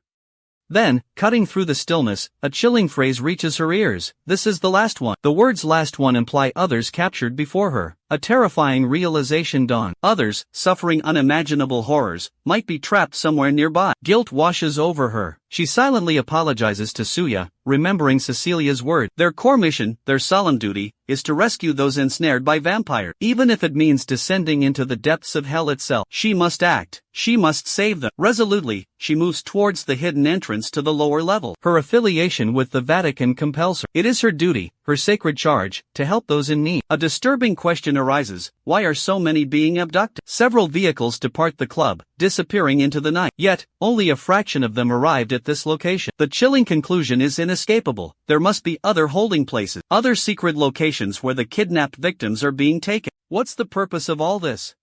Why would multiple prisons have operating rooms? And where is everyone? She discovers a test tube filled with crimson blood. The label, simply marked blood, piques her curiosity. She finds it strangely compelling. Katrina appears, demanding, how did you get in here? All the human women should be sealed in their coffins by now. Standing directly behind Mirror, Katrina wonders aloud, just who are you? Mirror's mind races. How could someone approach her from behind without a sound? This woman, she's the head of the Nanyama Yakuza, I'm sure of. Of all the people to encounter, why her? Why the leader? She despairs internally. Especially now, unarmed and injured. A silent prayer escapes her lips, oh God, even if my life ends according to your will, grant me the strength to fulfill my duty, until my very last breath. With newfound resolve, she declares to Katrina, I am a bishop of the Vatican. Special Task Force. My name is Mirror. Recognition flashes across Katrina's face. With a sinister hiss, she summons her snake. Suddenly, she remembers, Mirror, the woman who was embracing Suyak. Mirror contemplates, if I die, Suyak must finish the mission. Simultaneously, Mirror launches a fierce attack on Katrina. Coco catches a familiar scent. Mirror, she's right below us, Coco exclaims, pointing downward. Suyak realizes, this is their true base of operation. If I can just reach Mirror, he thinks urgently. Coco's voice brings him back to reality. From here on, I'm not sure. Can't you smell her blood? Suyak asks, desperation edging his voice. Quite the opposite, Coco replies grimly. Coco points towards a foreboding door. Behind that door, an overwhelming stench of blood. Suyak is stunned. So much blood, what are they doing? He spots Mirror's phone discarded on the floor. A voice message begins to play. Mirror's voice fills the air. Sorry for deviating from the plan, but there are hostages. I had to act.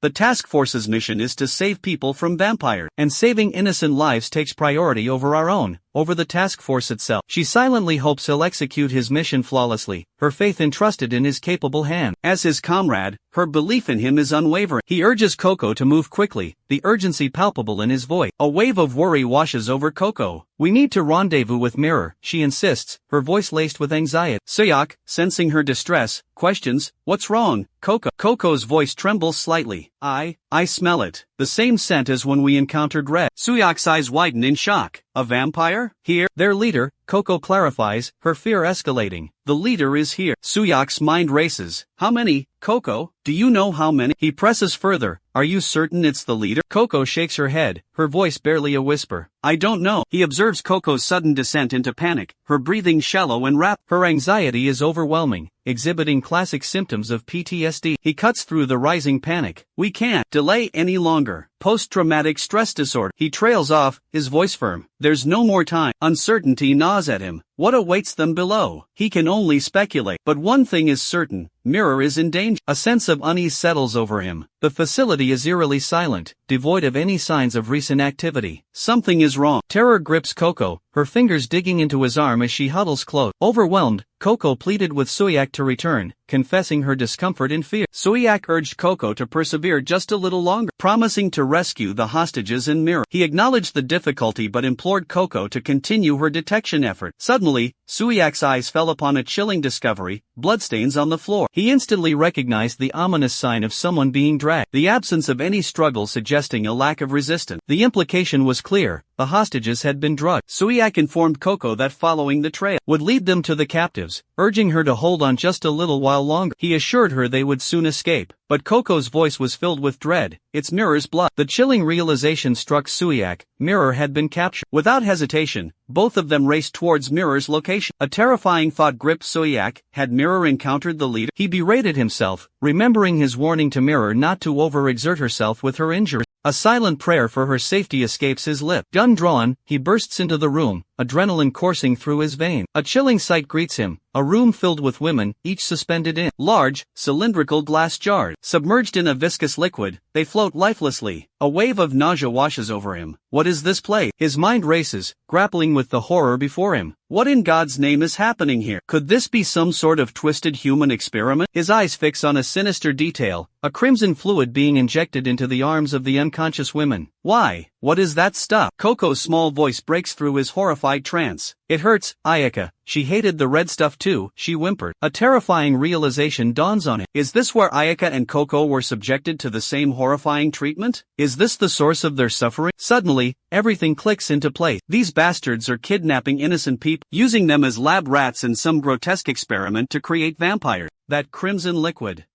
It must be the key ingredient, the very drug they've been desperately searching for. If they can rescue these women and expose this facility, they might finally uncover the truth behind this conspiracy. They might finally understand what these monsters are after. But first, they need to find Mirror. And fast. Coco, he commands, his voice tight with urgency, keep searching for Mirror. Don't stop. Suddenly, Katrina's voice cuts through the tension. Speaking of Mirror, she begins cryptically, leading Suyak to a chilling realization. She's talking about the girl he's desperately searching for. His blood runs cold as he sees Mirror suspended in midair, constricted by Katrina's serpentine familiar. In a flash, Suyak draws his weapon, aiming it squarely at Katrina. What the hell have you done to her? He demands, his voice raw with fury. Katrina urges him to lower his weapon, assuring him, I haven't killed her yet. There's no need for such drastic measure. This girl's body isn't what I desire, she explains, her voice laced with an unsettling calmness. I'll contact you when I'm ready for the body swap, she continues, referring to her true objective, Mirror's unique ability. Stop spouting nonsense, Suyak roars, refusing to believe her twisted plan. Unfazed, Katrina warns, our paths will cross again, whether you like it or not. Don't follow me, she commands. Instead, why not try saving those who can still be saved? This location is compromised, Katrina reveals, a sinister glint in her eye. The death squad will arrive soon. We've taken everything we need from here. Her chilling words hang in the air. I'm going to blow this facility sky high. A cruel smile plays on her lips. It's a shame, really. But, she adds with a finality, I'll see you next time, Suyak. Wait! Suyak cries out, desperate to stop. He turns to Coco, shaking her. Snap out of it. Coco stirs, a strange scent filling her nostrils. She inhales deeply, trying to identify it. He reasons that pursuing Katrina now might offer a chance to rescue Mirror. Perhaps he could still save her.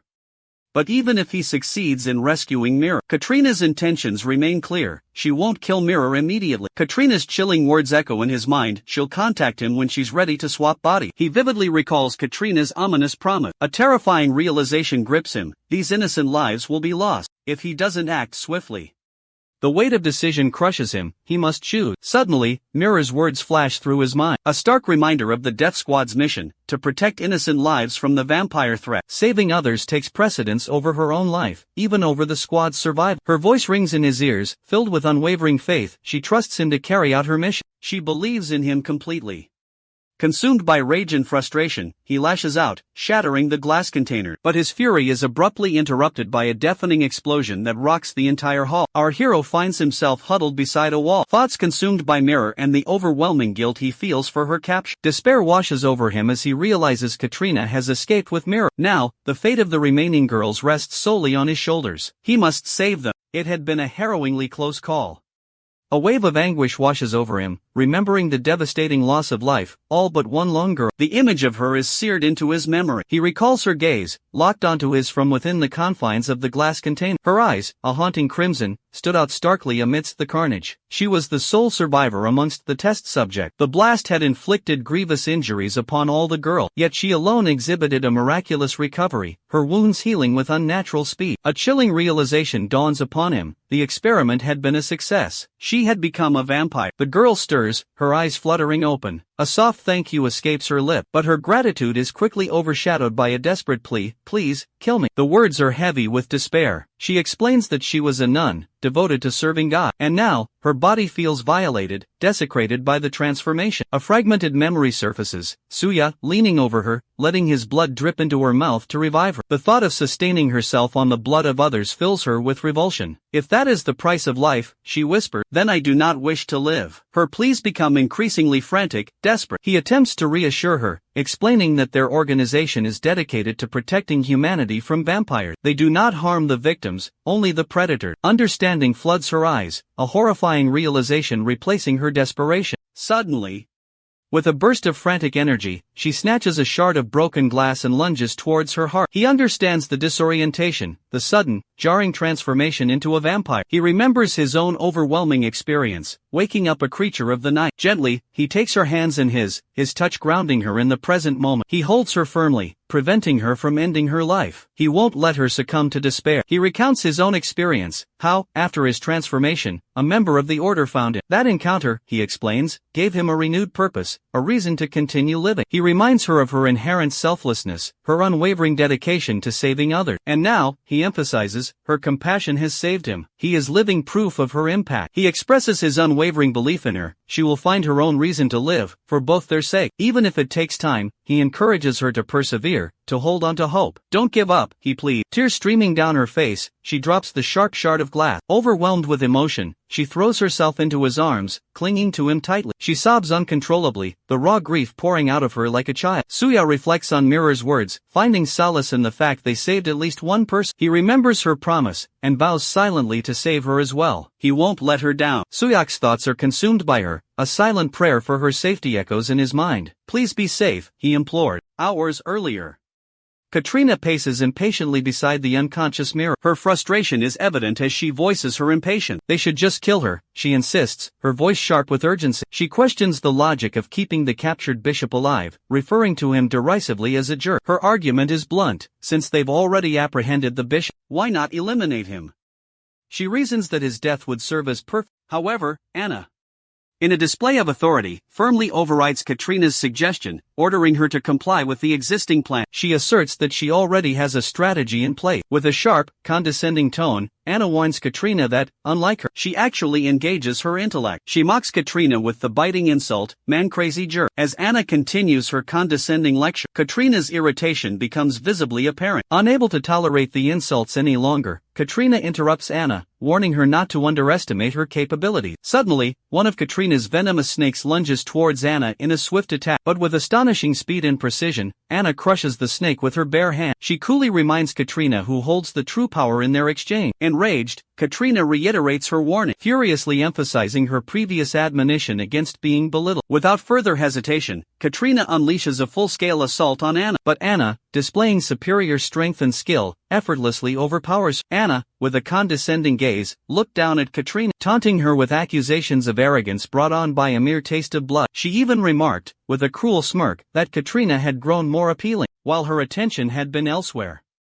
"If it weren't for my direct orders," Anna threatened, her voice dripping with malice, "I would have ended your life already, Katrina." A sudden, searing pain shot through Katrina's leg as a serpentine head sank its fangs deep into her flesh. Stunned and enraged, she reacted without hesitation, her arm erupting into a horrifying mass of writhing, venomous snake. "I received no such orders," she roared, her voice thick with fury. Unleashing the full force of her serpentine power, she launched a ferocious, all-out assault. "Anyone who dares to provoke my wrath will die," she shrieked. Yet, the woman remained utterly unperturbed, her lips curling into a mocking smile. "Tell me, Katrina," she sneered, "is that thing on your shoulders merely for decoration?" Katrina's gaze snapped to her shoulder, and a chilling wave of horror washed over her as she discovered her snakes were gone. Vanished. How could this be? How could a mere 5th squad leader, and the 3rd squad leader, Lilith, possess such overwhelming power?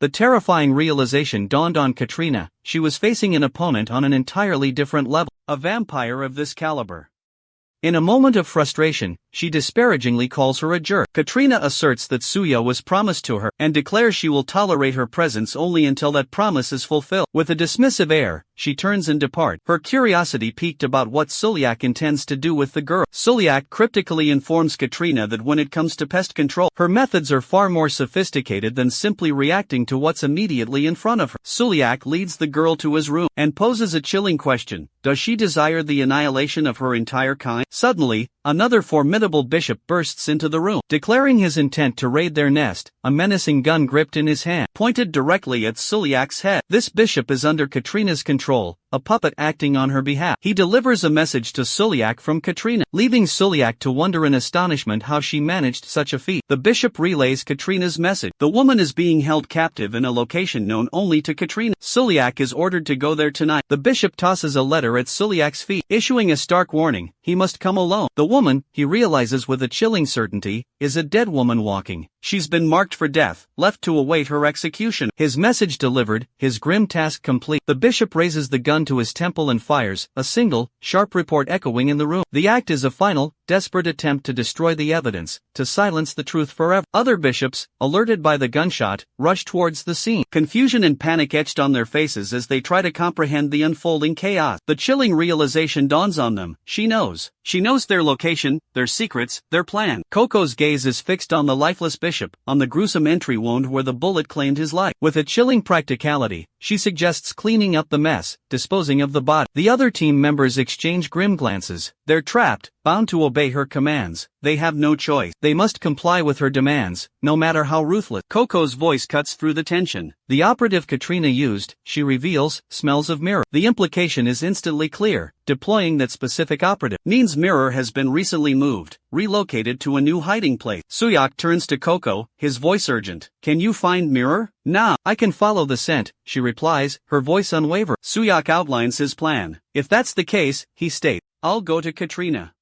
He continues, you rescue Mirror, then rendezvous with me. Coco's response is immediate and sharp. No, adamantly declaring her intention to pursue Katrina alone. Her fury is palpable, fueled by the knowledge that that jerk, as she calls him, killed Ayaka. Suyo, maintaining a remarkable composure amidst the tension, carefully explains that he understands her burning desire for vengeance, but reminds her that without Mirror's unique abilities, the task force will relentlessly hunt them down, just as they targeted Ayaka, who was so precious to her. He emphasizes the gravity of the situation, stating that both Mirror and Coco are invaluable to him right now. His expression turns serious, his gaze unwavering as he asks her directly, can she save Mirror? After a moment of silent contemplation, Coco agrees, spinning on her heel and sprinting towards Mirror's location. As she departs, she throws a final warning over her shoulder: Katrina is hers, and hers alone, to kill. Suyo watches her disappear before turning his attention to his team. He issues concise instructions: investigate the identity of the task force member they encountered earlier and ensure Coco has backup. His tone leaves no room for argument as he declares that he will personally oversee Mirror's rescue. Exiting the room, he delivers one final reminder: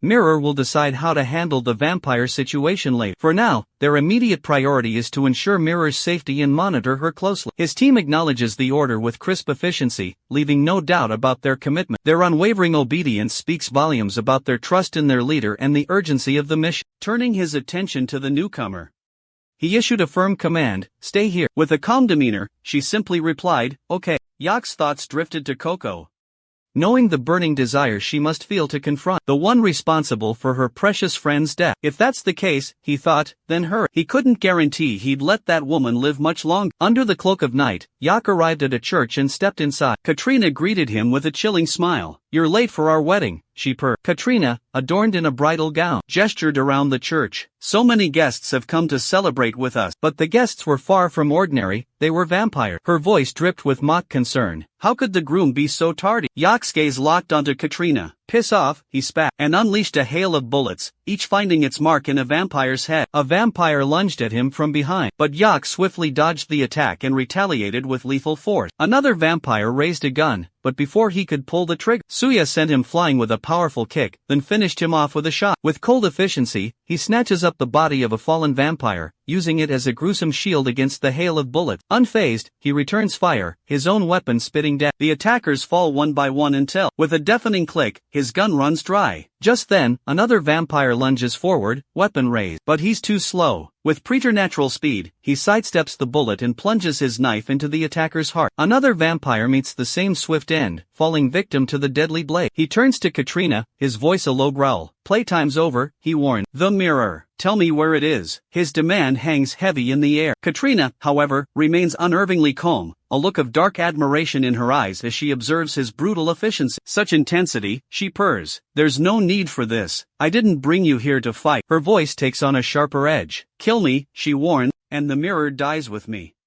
A seductive smile plays on her lips. There's only one way to save her, our wedding night. With a deliberate movement, she takes his discarded gun and nestles it between her breasts. Her gaze locks with his. "In my human life," she begins, her voice husky. "Intimacy, that was my sole purpose. My reason for being." She pauses, letting the words hang in the air. It was all there was. Her eyes darken with remembered passion. The feel of skin against skin, the shared beat of heart. "That was life," she whispers. "And for that feeling, I would give you my soul, if you asked." Her voice drops to a barely audible murmur. "Just to hold on to it, forever." Driven by a desperate yearning for beauty and immortality, she was presented with a tantalizing offer, a chance to fulfill her deepest desire. The promise of eternal life, offered without hesitation. The offer came from Anna, whose hands were stained with the blood of her entire village. But with a chilling condition, she could only claim this gift if she could endure its agonizing transformation. And so, she embarked on the path of the vampire. A few crimson drops of Anna's blood, a dark sacrament consumed, and eternal life surged through her veins. But the gift came with a horrifying price. An insatiable hunger awakened within her, a lust for the vitality of young, strong men. Intimacy became a prelude to death, each encounter culminating in the brutal act of draining their lifeblood. Transformed into a creature of exquisite beauty and monstrous desires, she feasted on the hearts of her victim. The memory of her second kill haunted her still. The aftermath of passion, a chilling tableau of blood and death. Lying beside her lifeless victim, crimson staining her skin, a horrifying realization dawned upon her. This was not the life she craved. The promised vitality eluded her, leaving her feeling emptier than ever before. The gnawing emptiness could only be filled by the essence of her own kind, another vampire. But even the desperate experiments to create more vampires yielded no result. Progress remained frustratingly elusive, leaving her trapped in a cycle of bloodlust and despair. A sudden recollection flashes across her face, a knock at the door, a distant memory resurfacing. She issues a sharp warning, "Don't use that name here." The familiarity is unwelcome. The visitor delivers a long-awaited pronouncement, "We've finally found him." The male vampire, they reveal, is named Suyo. The target of their relentless search has been located. Intrigue dances in her eyes. "What kind of man is he?" she muses aloud. A predatory gleam enters her gaze. "A vampire, he should be able to satisfy my desires, shouldn't he?" A touch of vanity colors her thoughts. "And hopefully, he has a pleasing face to match." A macabre collection adorns Katrina's dwelling, a chilling display of severed heads, each a former lover. Each head a grim testament to her insatiable appetite for intimacy and subsequent disposal. A world-weary sigh escapes her lips. "Eternal life is an endless bore," she laments. A proposition hangs in the air. "Forget revenge," she purrs, "and simply be with me." Confidence oozes from her every pore. "I'll take the lead," she assures him. "And trust me," she adds with a suggestive smirk, "I'm quite skilled at it." With a provocative gesture, she begins to lick his gun. Her voice drips with seduction. "Don't be shy," she whispers. He recoils, a flicker of disgust in his eyes. He stammered, "refuse. Someone a century older than me? It's unsettling." Indignation flares in her eyes. "You cheeky bastard," she snarled. With a display of superhuman strength, Katrina crushes his gun in her bare hand. Her voice drips with menace. "I had planned to make you my husband," she cedes, "a special honor." Her fury ignites, and she vows to keep him as her eternal plaything. Inside a sterile hospital room, a Yakuza member urgently informs his comrades, "That's Lady Katrina." He commands them to defend the corridor at all costs, allowing no one to pass, especially those Vatican dogs. Suddenly, Coco appears, slinking down the corridor with feline grace. One Yakuza, eyeing her suspiciously, mutters, "Is she one of the Vatican's hounds?" Coco responds with an innocent air. "No English," she chirps, then settles onto the floor, mimicking a cat's posture. The Yakuza exchange uneasy glances, taking in her seemingly naive demeanor. Without warning, the Yakuza unleash a hail of bullets upon Coco, but she moves with lightning speed, a blur of motion as she pounces on two of the attackers. Before a single bullet can find its mark, she eliminates them with lethal precision. She snarls at the remaining three Yakuza, "Stay out of my way." Undeterred, they raise their weapons and resume firing. But Coco is a whirlwind of energy and agility. With a powerful leap, she launches herself into the air. In a blink, all three Yakuza fall, victims of her swift and deadly attack. She bursts into the operating theater, her mission far from over. Inside a bustling hospital, a doctor urgently instructs his team to secure as many samples as possible, emphasizing the critical importance of this particular specimen. Suddenly, Coco's voice rings out, "I found Mirror." Mirror, it turns out, is being held in a heavily guarded special care center within the hospital. The doctor, startled by the intrusion, demands to know what Coco is doing there. He orders her to leave immediately, his voice laced with authority. But Coco defies his command. With a swift, decisive punch, she knocks the doctor unconscious.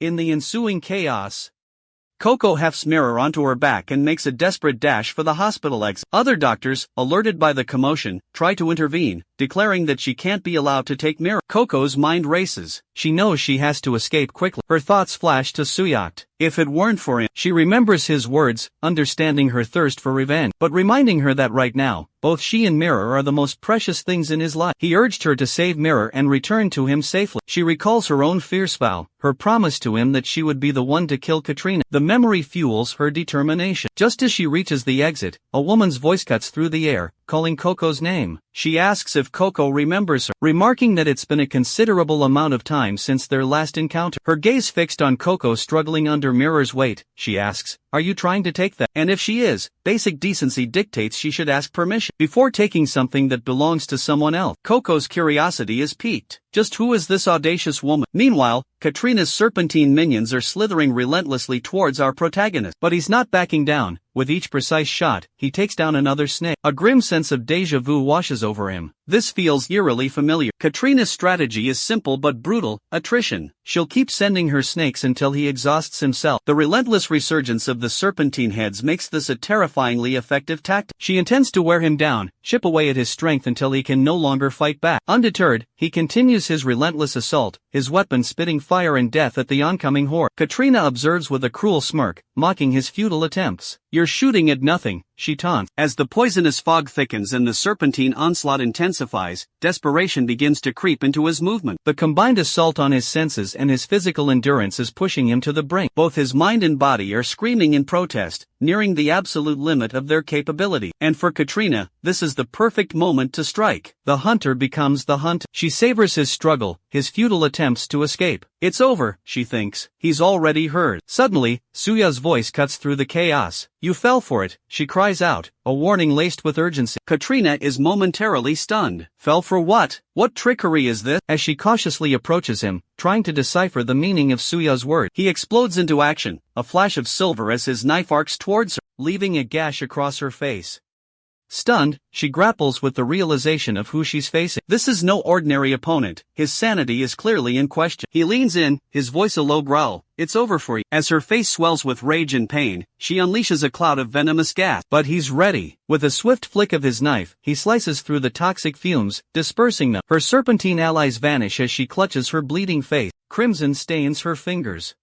"You cheeky bastard," she spits, "you toyed with me." His seemingly random attacks were calculated, each strike clearing a path through her poison. His feigned panic was a lure, a carefully crafted opening to draw her in. That brief encounter at the hotel was all he needed. He deciphered her entire strategy. "Give up," he commands, his voice devoid of emotion. "There's nowhere left to run." "You arrogant jerk," she screams, "how dare you scar my face?" And a scar that won't even fade. Katrina's fury explodes. That's it. No more mercy. He senses movement, a slithering mass encircling him. Just as he suspected, the snakes are converging, drawn to the scent of blood. Time is running out. He can't afford to wait any longer. Before she can fully absorb the power, a serpent strikes with lightning speed, sinking its fangs into his arm. The sheer velocity of the attack leaves him stunned, unable to react. With a chillingly calm demeanor, she declares it's done. She vows to tear him limb from limb if necessary, ensuring he remains alive throughout the ordeal. As she prepares to unleash her torment, the serpent coils tightly around his neck, its constricting grip intensifying with each passing moment. She mocks his pain, informing him it's premature to suffer, as her true torture hasn't even begun. A horrifying realization dawns upon Yuck. He's completely paralyzed. Mustering every ounce of remaining strength, he severs his own arm in a desperate act to break free from the serpent's deadly embrace. He leaps back, putting as much distance as possible between himself and the monstrous creature. Collapsing against a wall, he struggles to regain his composure. He knows if he falters now, he'll not only fail to avenge his fallen comrade, but he'll never reach Anna. He cannot afford to stop. He must press on. Suddenly, Katrina lunges, a spear piercing his chest. The world descends into an eerie silence. He can hear nothing. He questions his own strength, a flicker of doubt in his eye. A silent apology forms in his heart, directed at Coco and Mira. Katrina's voice drips with disdain. Should have listened when I offered kindness. Exasperated, she wonders aloud, why must you be such a nuisance? With a casual flick of her wrist, she pins him to the church wall. A sardonic smile plays on her lips. Don't fret, death won't claim you yet. Her gaze hardens. That scar, it still festers, doesn't it? A shrug of indifference. No matter. I have Suyok, and the sun will rise again. Her thoughts drift to more pleasant matters. Time to return and savor a meal. Turning back to him, she prods, still clinging to consciousness. I see. Cruel laughter escapes her. Her mockery cuts deep. You need to offer more than this to satisfy me. Suyok strains against his restraints, desperate to break free. Katrina's brow arches in amusement. Why the futile struggle? A chilling transformation unfolds. The protagonist's eyes blaze crimson red. Fear grips Katrina as she recoils from the sight. A tremor in her voice. Those eyes, can it be? With shocking speed, Suyok's hands regenerate. Terror washes over Katrina. Her eyes widen in horror as she realizes his speed surpasses her own. His dominance is undeniable. He's demonstrably stronger. With a sharp tug, he rips the sword from his chest, leaping back to the ground. His wounds close with astonishing speed, vanishing in the blink of an eye. In a single, devastating strike, he severs her arm, his voice cold as he disowns her completely. Katrina stares, stunned and speechless. The realization hits her hard. She was utterly unable to react to his attack. A brutal punch sends her flying, her body a ragdoll in his unforgiving grip. He stands before her, a terrifying figure of monstrous power. Katrina's mind reels. How could he have become this strong, this fast? Mere months have passed, yet the gulf between them is immeasurable. She struggles to her feet. Bitterness laces her voice. He's nothing but lucky, she spits, claiming that with his ability, she would have long ago achieved a power far surpassing his own. Fueled by rage and denial, they clash once more. But the balance has irrevocably shifted. Suya's strength dwarfs her. Fear grips her. As she witnesses him effortlessly dismantle her signature technique, exhaustion begins to set in, but he shows no sign of slowing. His relentless assault a blur of speed and devastating power. The grim truth descends. Against this onslaught, she cannot hope to win in close quarters. Recognizing the imminent danger, she attempts to create some distance. With a desperate leap, she tries to jump away from it, but Suya, with lightning reflexes, grabs her hand. He then throws her to the ground with brutal force, the impact sending shockwaves through her body. The world fades to black for a few agonizing seconds as she loses consciousness. When her vision clears, he's standing directly over her, a menacing figure looming large. A chilling realization washes over her. He possesses overwhelming strength. Still dazed and disoriented, she remains trapped beneath him, vulnerable and outmatched. With unwavering determination, she summons her serpentine companions to aid her in reaching her sword. Finally grasping the hilt of her weapon, she thrusts it forward with all her might, the blade piercing his eye with a sickening thud. Katrina's voice rings out, declaring that even for someone of his apparent power, such a blow should prove fatal. But he defies all expectations, a monstrous being beyond comprehension. With a single, devastating punch, his arm tears through her belly, a grotesque display of brutal strength. The word monster escapes her lips repeatedly, a horrified whisper laced with pain and disbelief. The grim truth settles upon her, as she fears. Victory against this creature is beyond her grasp. Meanwhile, on the other side of the unfolding chaos, Lily enters the room, announcing her presence with a simple, yet impactful, I am Lily, the newly appointed leader of the third squad. The other female vampire, with a deferential air, requests that she take good care of her. Intrigued, the newcomer contemplates the other vampire's identity, questioning the reason behind her introduction as the third squad's leader. Lily fixates on the other vampire's crimson eye, a flicker of suspicion in her own gaze. Why does she possess such an eye? The female vampire's reaction reveals a deep sensitivity surrounding her scarlet eye, a guarded vulnerability. A quiet murmur escapes her lips. Has it still not awakened? Suddenly, Lily lashes out, a swift punch aimed directly at the red eye. Don't get cocky, she warned. Lily attempts to downplay her aggression. I was just saying, she begins, but who are you, really? Are you a squad leader too? The tension explodes as both girls launch into a flurry of blows, a whirlwind of fists and feet. Amidst the chaos, the red-eyed vampire snarls, power dictates order. Her voice drips with disdain. The weak deserve no place in this world. With brutal efficiency, she pins Lily to the ground, her crimson eye burning with menacing intensity. Do you understand? She demands, her voice a low growl. Do you comprehend what I'm saying? Lily stares into the depths of that crimson eye, a chilling understanding dawning within her. She realizes a brutal truth, a fundamental law of this savage world. No matter the circumstances, the strong will always prevail. Meanwhile, within the hallowed confines of the church, the battle between Katrina and Suya rages on. Suya relentlessly pummels her opponent, but then abruptly calls him an insolent brat, furiously shouting at him to stop looking down on her with such disdain. In a ferocious onslaught, she unleashes all her snakes at once, sending him flying backward with tremendous force. She reflects, realizing it's been quite some time since she last tapped into this particular power. Undeterred, our young hero rises to his feet once more, as Katrina laments using this form, confessing that it makes her appear monstrous.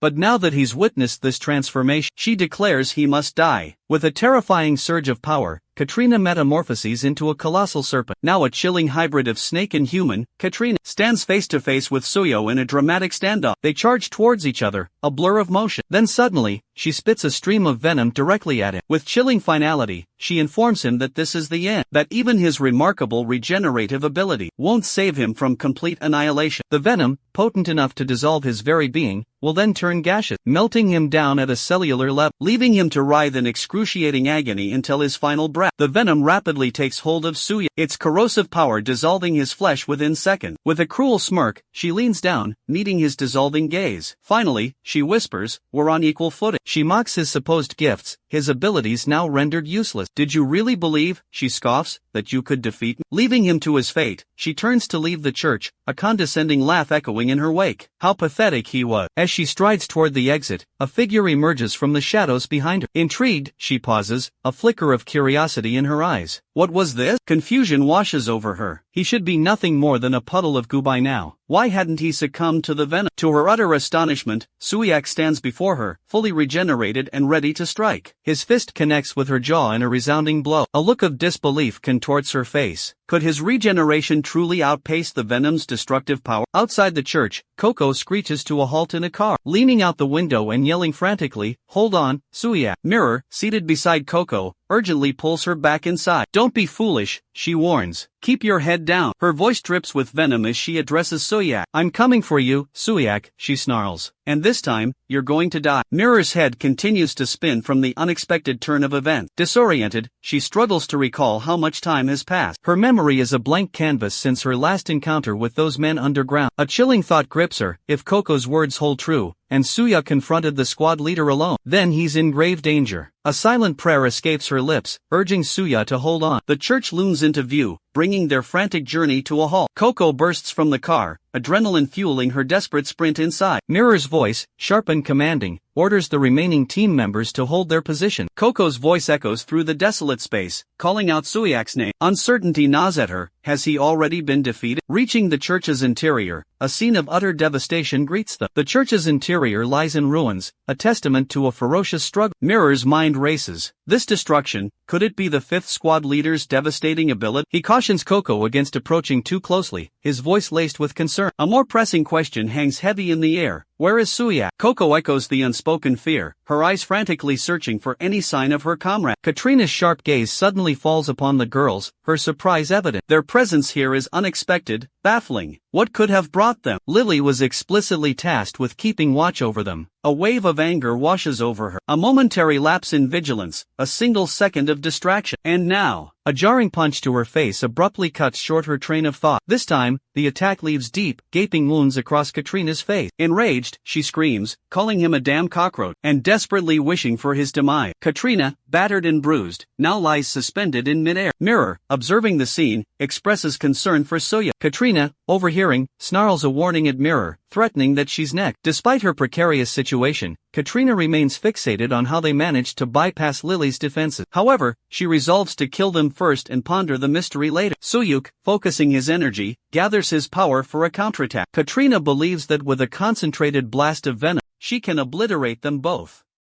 With a final, venomous declaration, she unleashes her potent attack. As her venom strikes, she's momentarily confused, believing Suyuk has vanished. But it wasn't Suyuk's ability that saved him. Instead, the red-eyed Lily intervened, utilizing her own unique power. Intrigued, Katrina wonders, has Lady Anna sanctioned Lily to eliminate her? Could this be part of Lady Anna's grand plan to dispose of her and her useless companion? She observes that Suyuk is indeed growing stronger. Lily proclaims that power dictates order, and the weak are unworthy of survival. Is Katrina truly comprehending the gravity of her own words? Without warning, from behind, our protagonist sinks his teeth into Katrina's neck. Overwhelmed with terror, Katrina believes she suffered the same fate as Ayaka and Coco abandoned. The thought of being forsaken consumes her, igniting a desperate resolve to prevent the loss of everything she holds dear. Fueled by panic, she frantically screams at Suya to release her, as he continues to drain the blood from her neck. In a desperate act of self-preservation, her snake retaliates, sinking its fangs into him. Despite her efforts, a chilling realization washes over her. Everything is slipping away, faster than she can control. Is this her end? This was never what she wanted. This was never part of her plan. All she ever desired was a simple, happy life. A wave of bitterness surges as she confronts Anna. If this was her destiny, why was she given the blood in the first place? The unfairness of it all is overwhelming. She's not ready to die. She doesn't want to die. Overcome by despair and the loss of blood, Katrina collapses to the floor. Remove this line, it's a duplicate of 554. Mirror boasts of single-handedly defeating the squad leader. But in his current state, consumed by bloodlust, he poses a significant threat. He could hurt someone. A sense of dread fills her. What should she do? Suddenly, Coco throws herself at Suyo, embracing him tightly. Mirror's voice is sharp with warning. Get away from him. He's dangerous. Coco, her voice filled with frustration, demanded to know why Suyak hadn't kept his promise. The question, fueled by anxiety and betrayal, echoed repeatedly. As Suyak raised a hand towards Coco, perhaps to silence or comfort her, Mirror's voice, sharp with urgency, warned Coco to move away immediately. Coco, fueled by anger and confusion, lunged forward, fist clenched, ready to strike. But Suyak caught her hand, his touch gentle yet firm, and apologized profusely. He explained, his voice heavy with regret, that he'd had no choice, his actions dictated by circumstances beyond his control. Relief washed over him as he expressed his gratitude for her safety. Suddenly, Suyak collapsed to the ground. With a childlike innocence, Coco perched on his stomach, her eyes wide with worry as she wondered aloud if he was dead. Mirror quickly reassured her, confirming that Suyak was still alive. Suyak awoke in a sterile hospital room, disoriented and confused. Mirror sat nearby, observing him from another bed. Coco, brimming with restless energy, hopped off Suyak's bed. Mirror leaned forward, his voice calm and inquiring, "Are you conscious?" Suyak, still struggling to regain his bearings, mumbled, "Where am I?" Mirror explained that they were in the medical facility, located within the task force headquarters. Concern etched on his face, Suyak asked about Katrina. Mirror informed him that Katrina's body was being transported for an autopsy. He added, his voice laced with a hint of somber reflection, that the opportunity to apprehend a squad leader was a rare and significant event. Cecilia and other members of the task force were escorting her remains,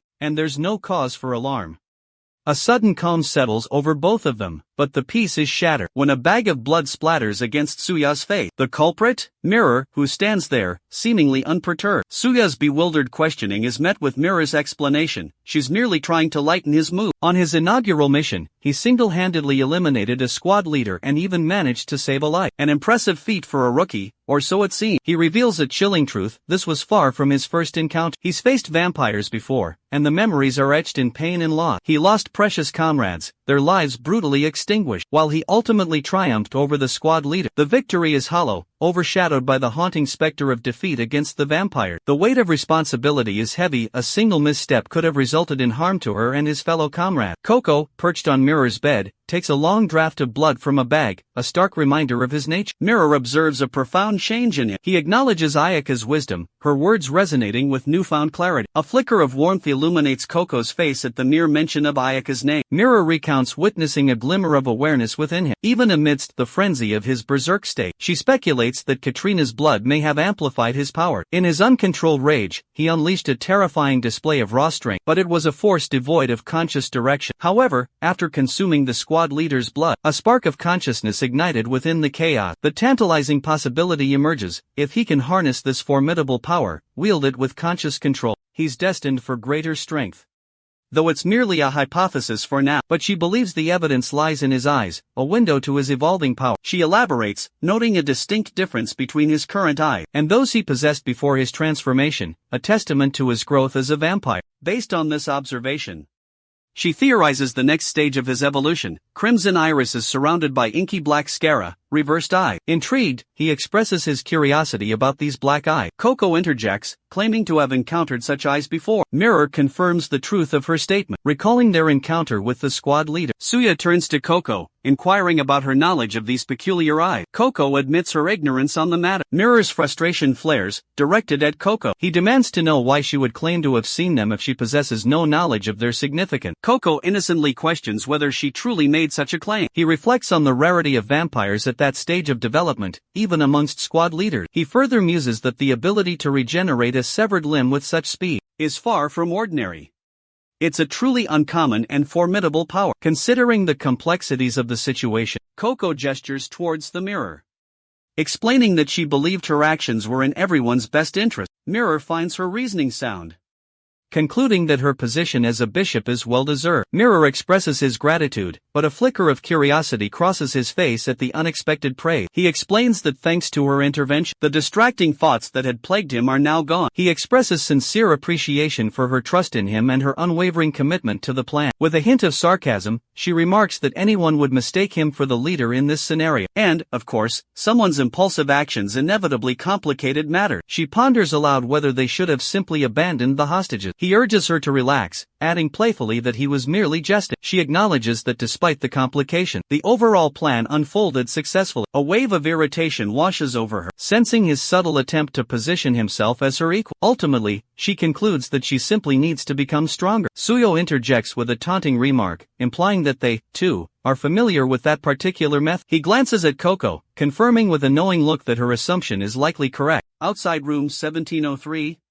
Lucia is consumed by the suspicion that Mirror divulged everything due to Suyo's manipulative plan. Haunted by the memory of Mirror's near-death experience, a surge of indignation washes over her as she reflects on the audacity of Suyo, daring to endanger Sister Mirror. Fueled by anger and protectiveness, Lucia confronts Mirror about the betrayal, adamantly demanding her blood as recompense. As Lucia reaches for the door handle, poised to enter, the sound of Suyo's voice from within the room stops her cold. She overhears Suyo murmuring to Coco, urging gentleness as it's his first time. Lucia's mind races, interpreting his words as a confirmation of his inexperience. An unwelcome image floods her imagination, Suyo and Coco in an intimate embrace. Coco's soft plea for gentleness echoes in Lucia's mind, amplifying her distress. A cynical thought crosses her mind, even vampires engage in such acts. A wave of sympathy washes over her for Mirror, lying vulnerable in a hospital bed while Suyo seemingly moves on with Coco. Overwhelmed by the tumultuous emotions swirling within her, Lucia collapses onto the floor. Inside the room, the scene unfolds differently. Suyo is drawing blood from Coco, who remarks on a peculiar sensation coursing through her vein. Unaware of the drama unfolding outside, Coco inquires about the duration of Suyo's activity. Meanwhile, Lucia's imagination conjures a scenario of sexual intimacy. Coco echoes the same question, her voice laced with concern. After all the hardships Mirror endured for Suya's sake, it seems unfathomable. Overwhelmed with sadness and a sense of injustice, Lucia's heart breaks. She bursts into the room, pounding on the door and crying out, "Suya, you're off? I'm going to tell Sister Mirror everything," she sobs, her voice thick with tears. Lucia turns and flees, her tears streaming down her face as she runs. Suya and Coco exchange bewildered glances, completely baffled by Lucia's outburst and accusations. What could she possibly mean? 1 month later, at the task force hotel in the Korean branch, Mirror and Suya are locked in a fierce sparring session, their swords clash. Mirror lunges forward, her sword ablur as she attacks Suya relentlessly. "You got lucky with Katrina," she warns, her voice sharp and unwavering. But to face what lies ahead, she continues, her gaze piercing. "You need absolute control over your ability. If you continue relying on mere fortune, you'll never grow stronger. And if you can't unlock your reverse eye..." Her words trail off as she strikes with brutal efficiency, severing Suya's arm at the shoulder. "Then we'll have to force it out," she declares coldly. With Suya reeling from the loss of his arm, Mirror mercilessly drives her sword through his chest. The blade sinks deep, crimson blood welling up around the wound. Mirror deduces that, based on the timing of his reverse eye's appearance, the likely trigger is severe blood loss. He warns Suyo that he's on the verge of losing consciousness. Lucia and Coco watch in horror as Mirror mercilessly severs Suyo's arm. Suyo collapses to the floor,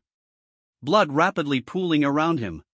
Mirror instructs Suyo that to control the reverse eye, he must fight to stay conscious. He needs to endure. A look of concern washes over Mirror's face as Suyo slumps to the ground, seemingly lifeless. For a terrifying moment, it appears as though Suyo is about to die. Then, after what feels like an eternity, Suyo rises. His transformation is complete. The reverse eye has fully manifested. His eyes blaze crimson red as he unleashes a ferocious roar at Mirror, a primal sound like that of a cornered lion. Mirror remains unimpressed, dismissing his display as yet another failure. Suddenly, Suyo's severed arm regenerates, the flesh knitting itself back together. Fueled by a savage aggression, he lunges at Mirror. With lightning-fast reflexes, Lucia erects a protective barrier, confining him. Trapped within the confines of the barrier, he rages. Mirror observes him intently, waiting for a sign, a glimmer of normalcy amidst the chaos. Gently, she informs him that he's now awake. Lucia turns to the mirror, inquiring about the day's failure count. The mirror's reflection confirms her fears. 10. A worried frown creases Lucia's brow as she notes their dwindling supply of blood pack. Doubt creeps into her voice. Is it truly wise to continue like this? Suya's voice is firm. He must master control over the reverse eye. He adds with urgency, before the next mission. The mirror, reflecting their concern, expresses its own anxieties about the impending assignment. It advises caution, to prevent any information leak. Katrina destroyed all her laboratories in Russia. A pause, then a grim continuation, but before doing so, she appears to have relocated all her drugs and test subjects abroad. Reassurance follows. The task force has already initiated tracking procedures. Once they pinpoint her location, our squad will be deployed. Lucia's thoughts shift. Speaking of test subject, do you recall the rescued nun? She was Russian. A shadow of sadness crosses Suya's face as he remembers the innocent girl. Bishop Dominic offers comfort, despite her vampiric nature. We've determined she poses no threat. I've agreed to take her under my care, Dominic concludes, until her church records can be confirmed. As she departed, the nun requested a message be relayed to them both. She expressed profound gratitude for being rescued, and for the gift of a new life. Overwhelmed with emotion, tears welled up in her eyes as she spoke. Suya reflected on the profound impact of saving a life. However, a pang of regret lingered. If he had been strong, he could have rescued more lives that fateful day. He remembered the other girls trapped within the laboratory's wall. If he had been more powerful, Mirror would have remained safe, and Katrina would never have been able to abduct her. He cautioned them, warning that their next adversary would be far more formidable than Katrina. He knew he had to become stronger, to prepare for the battles ahead. Suyo, filled with renewed determination, was ready to intensify his training with Mirror. Mirror, observing his unwavering resolve, beamed with pride. She expressed her admiration for his indomitable fighting spirit. This time, Suyo took the initiative, launching the first attack against Mirror. With lightning-fast reflexes, she parried his blow with her sword. Meanwhile, Coco, having watched their prolonged sparring session, was growing increasingly bored. Finally, as the training session concluded, in the quiet intimacy of their shared bedroom, Suya and Coco lie upon their bed. Suya expresses his heartfelt gratitude for Coco's unwavering hard work and dedication. Coco modestly brushes aside his praise, insisting it was nothing extraordinary. A moment of hesitant curiosity passes before Coco inquires why Suya has asked her to undress. Suya's voice is tender as he explains he wants to feel closer to her, to comfort her. Coco lies naked on the bed, vulnerable and open. As Suya leans over her, they embrace, their bodies intertwined, finding solace in each other's arms. A whisper of apology escapes Suya's lip. Confusion clouds Coco's features as she questions his remorse. He confesses his guilt over pursuing Katrina alone, leaving Coco behind. He acknowledges Coco's burning desire for revenge against Katrina, a desire that surpassed even his own. Yet, he prioritized Mirror's safety, sending Coco on a rescue mission instead. Understanding washes over Coco, and she remains remarkably composed. With a newfound resolve, Coco reveals she has a favor to ask of him. Intrigued, Suya encourages her to voice her request. Suddenly, Coco's demeanor shifts. With surprising strength, she pushes him onto the bed. Suya, caught off guard, questions her intention. Straddling him, Coco leans in, her eyes filled with a newfound determination. Her words are bold and unexpected. She desires to take the lead, to experience the same pleasure he had. Surprise and a hint of arousal flicker across Suya's face at her audacious request, because just moments before, he was allowing Coco to feed on his blood. Coco recounts her solo encounter with Katrina. She confesses her initial fury at his reckless actions, but acknowledges that if she had faced Katrina, the outcome would have been fatal. Katrina, she explains, possesses far greater strength and poses a much more significant threat. Driven by this realization, Coco declares her determination to become stronger. She reminds him of his previous words, emphasizing the importance of both mirror and herself to him. Moved by his affection, she declares she will make an exception for him. She will take him under her wing, offering him her protection as her subordinate. Coco's excitement is palpable as she relays this conversation to Suya. Suyo contemplates the situation, surmising that witnessing his battle with Katrina left Coco feeling a pang of powerlessness, despite having her enemy directly in her sight. He imagines her frustration, the agonizing feeling of being unable to intervene. He interprets her offer of protection as a gesture of friendship. He ponders the truth of this interpretation. Reaching a decision, he grants Coco permission to feed on his blood once more. He informs her that she may now resume feeding, cementing their newfound friendship. He encourages her to begin.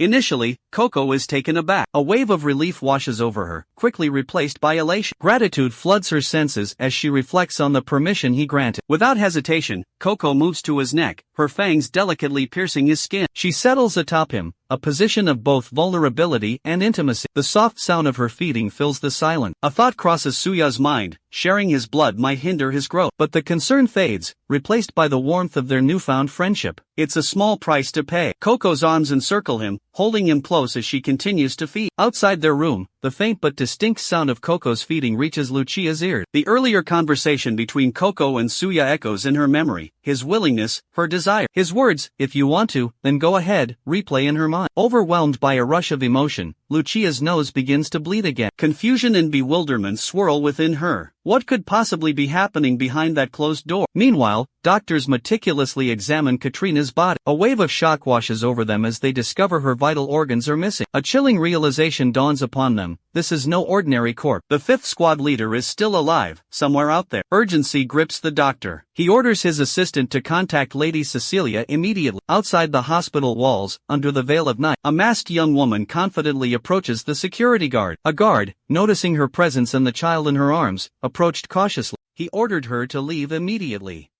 warning that this was no place for someone like her to wander. Her response was a chillingly sharp, "Shut up." The guards recoiled, fear evident in their eyes as they met her gaze. Her voice dripped with authority as she demanded, "Inform your boss that Katrina is here, now." Her eyes, glowing a menacing crimson in the dim light, pierced the darkness. Hastily, the guards escorted Katrina to their superior. Inside a dimly lit room, a female vampire with an imperious air inquired, "Who dares disturb me?" Turning to Katrina, she remarked, "You've changed quite a bit since we last met." The vampire before them was none other than Natalie, the formidable vice-captain of the Nanaya Yakuza's 4th Squad. Another vampire, stepping forward, warned Katrina, "I always cautioned you against relying solely on your vampire abilities. Don't let arrogance be your downfall." This was Berenice, also a vice-captain of the Nanaya Yamakawa's 4th Squad. Note, assuming Yamakawa in 236 is a typo and should be Yakuza to match 232. Her imposing physique evident, the third female vampire addressed Katrina. "Physical strength is just as crucial," she stated, her muscular arms crossed. "You need to train your body as well." Note, removed redundant description of muscular physique since it's already implied. "I am Abigail," she declared, leader of the Nanaya Yakuza's 4th Squad. Katrina's voice cuts through the air, silencing the others with a sharp, "Shut up." Her childish voice, brimming with frustration, continues, "If it wasn't for Lily, none of this would have happened."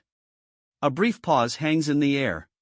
To be clear, Katrina explains, her youthful appearance a stark contrast to her usual demeanor. "I'm in this state because of my loss to Suya. As Nana Yamaya's 5th Squad leader, I was nearly killed. He almost completely drained my blood. I only managed to escape by hiding in the poison mist." Abigail, her brow furrowed in concern, asks, "If you're here, Katrina, then who's at the lab in Russia?" "Katrina Nim," she replies flatly. "She blew it up." Baroness adds, "We received orders from Anna. All facilities were to be destroyed. Every piece of evidence eliminated. All data is being transferred to your lab." Abigail nods curtly. "Understood." Katrina's expression turns serious. "Every time I see him, he exudes such confidence.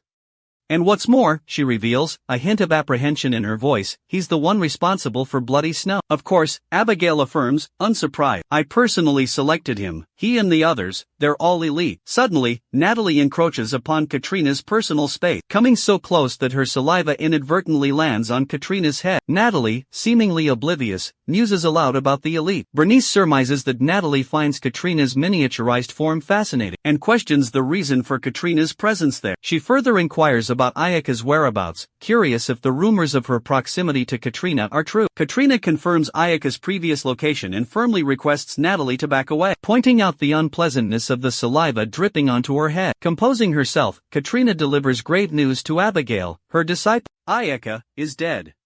Abigail erupts in fury, demanding to know the identity of Ayaka's killer. Katrina rhetorically asks who else could be responsible for such a heinous act, implying the culprit is obvious. She warns them that the perpetrator is systematically targeting squad leaders, having already attacked her. She reasons that they are likely the next target. Abigail questions whether they should take preemptive measures for protection. Katrina acknowledges Abigail's desire for vengeance for her fallen disciple, but then drops a bombshell. She herself killed Ayaka. She explains that after enduring Suyak's attack, they should understand her need for self-preservation. Katrina understands a crucial difference. Unlike herself, Abigail is a living weapon forged in the fires of countless battles. She's not just trained, she is a weapon incarnate. And Katrina intends to utilize this weapon to eliminate Suya discreetly, completely dismantling that arrogant fool Anna's meticulously laid plan. Abigail's response is indifferent. Revenge holds no sway over her. She won't act solely because Suya killed her disciple. Death on the battlefield, she asserts, is inevitable. It's a simple truth of their world. Ayaka perished due to weakness, plain and simple. Instead of launching a reckless attack, a defensive strategy offers a greater advantage in their current situation. Katrina's frustration mounts. Why, she fumes internally. Does this battle-obsessed maniac prioritize Anna's orders above all else? Exasperated, Katrina declares that Abigail's personal feelings are irrelevant. Natalie, intrigued, questions Katrina about Suya's strength. Was he truly that formidable? Katrina clarifies, it wasn't necessarily Suya's overwhelming power, but rather the unexpectedness of his abilities, considering his recent transformation into a vampire. Abigail's curiosity piques. She asks Katrina if she anticipated the telltale crimson eyes of a vampire. She seeks confirmation, was it truly Suya, and not the bishop, who was responsible for her defeat? Katrina retorted, when did I ever say such a thing? Suddenly, Abigail lunged at Katrina, her fury erupting as she violently seized her by the throat. Katrina gasped, struggling to speak, why are you doing this? Abigail's face contorted with rage. Silence, she snarled. Answer my question. Where is Suyo? She demanded. Meanwhile, Mirror, observing from afar, was stunned to learn of Katrina's survival. Lucia confirmed the shocking news. It's the autopsy report, she explained. Cecilia just uploaded it. Mirror was incredulous. But, we all saw it. We saw her. Coco, too, was reeling from the revelation that Katrina was still alive. Mirror's mind raced. Now that I think about it, he mused. He said he couldn't use Katrina's ability. Could it be because she's still alive? He wondered aloud. Suyo responded thoughtfully, it's a possibility. However, he continued. Considering he maintained consciousness in the reverse eye state, it's evident he stole the power Ayaka mentioned, but to acquire an ability.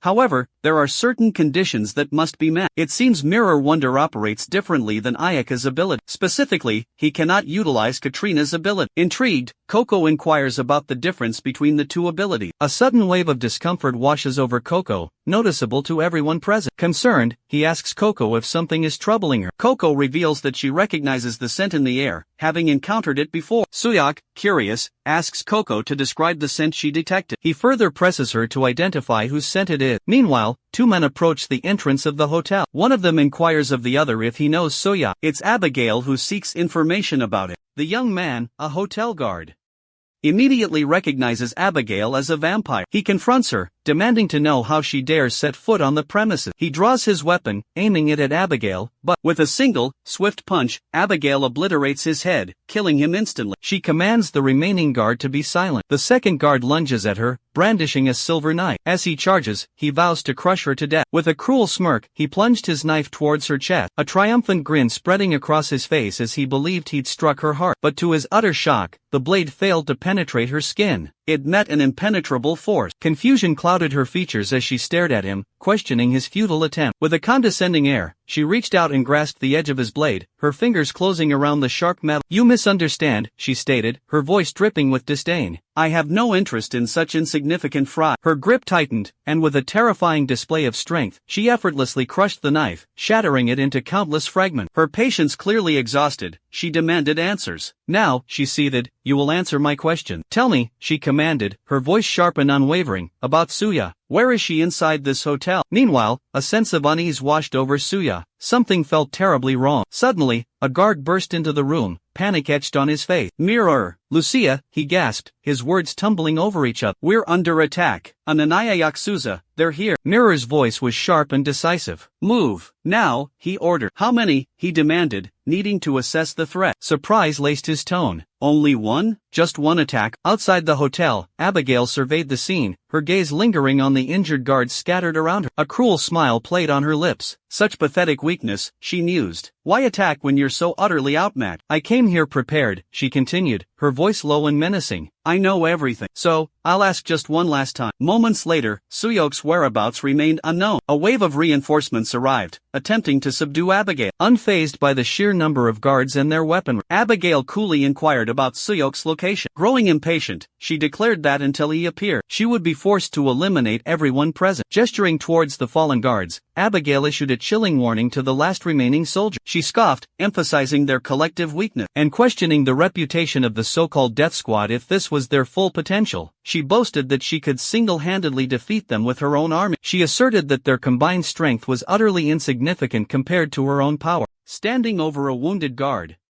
she addressed him simply as soldier.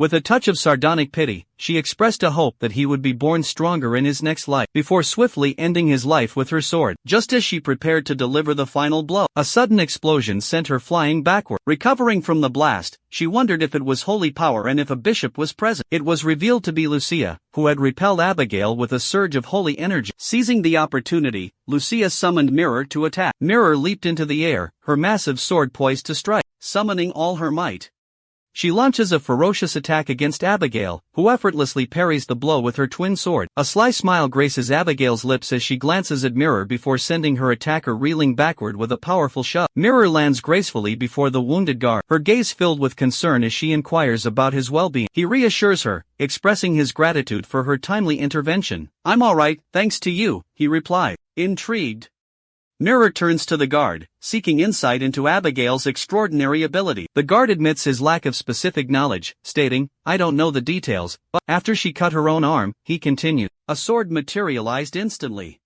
Recognition dawns on Mirror's face. A weapon creation ability, she murmurs, understanding the implication. With a decisive tone, she instructs the guard, fall back and report this to the sanctum. Understood, the guard responds, acknowledging the order. A thrill courses through Abigail as she exclaims, the bishop has arrived. Finally, she adds with a predatory grin, things are getting interesting. Just then, Suya arrives on the scene. Abigail's eyes lock onto Suya. At last, she breathes, I've found you. Lucia, Mirror, and Suya now stand united, facing their formidable opponent. Abigail's expression radiates a chilling delight at the sight of them. She reveals that Katerina told her about his plan to target the captains.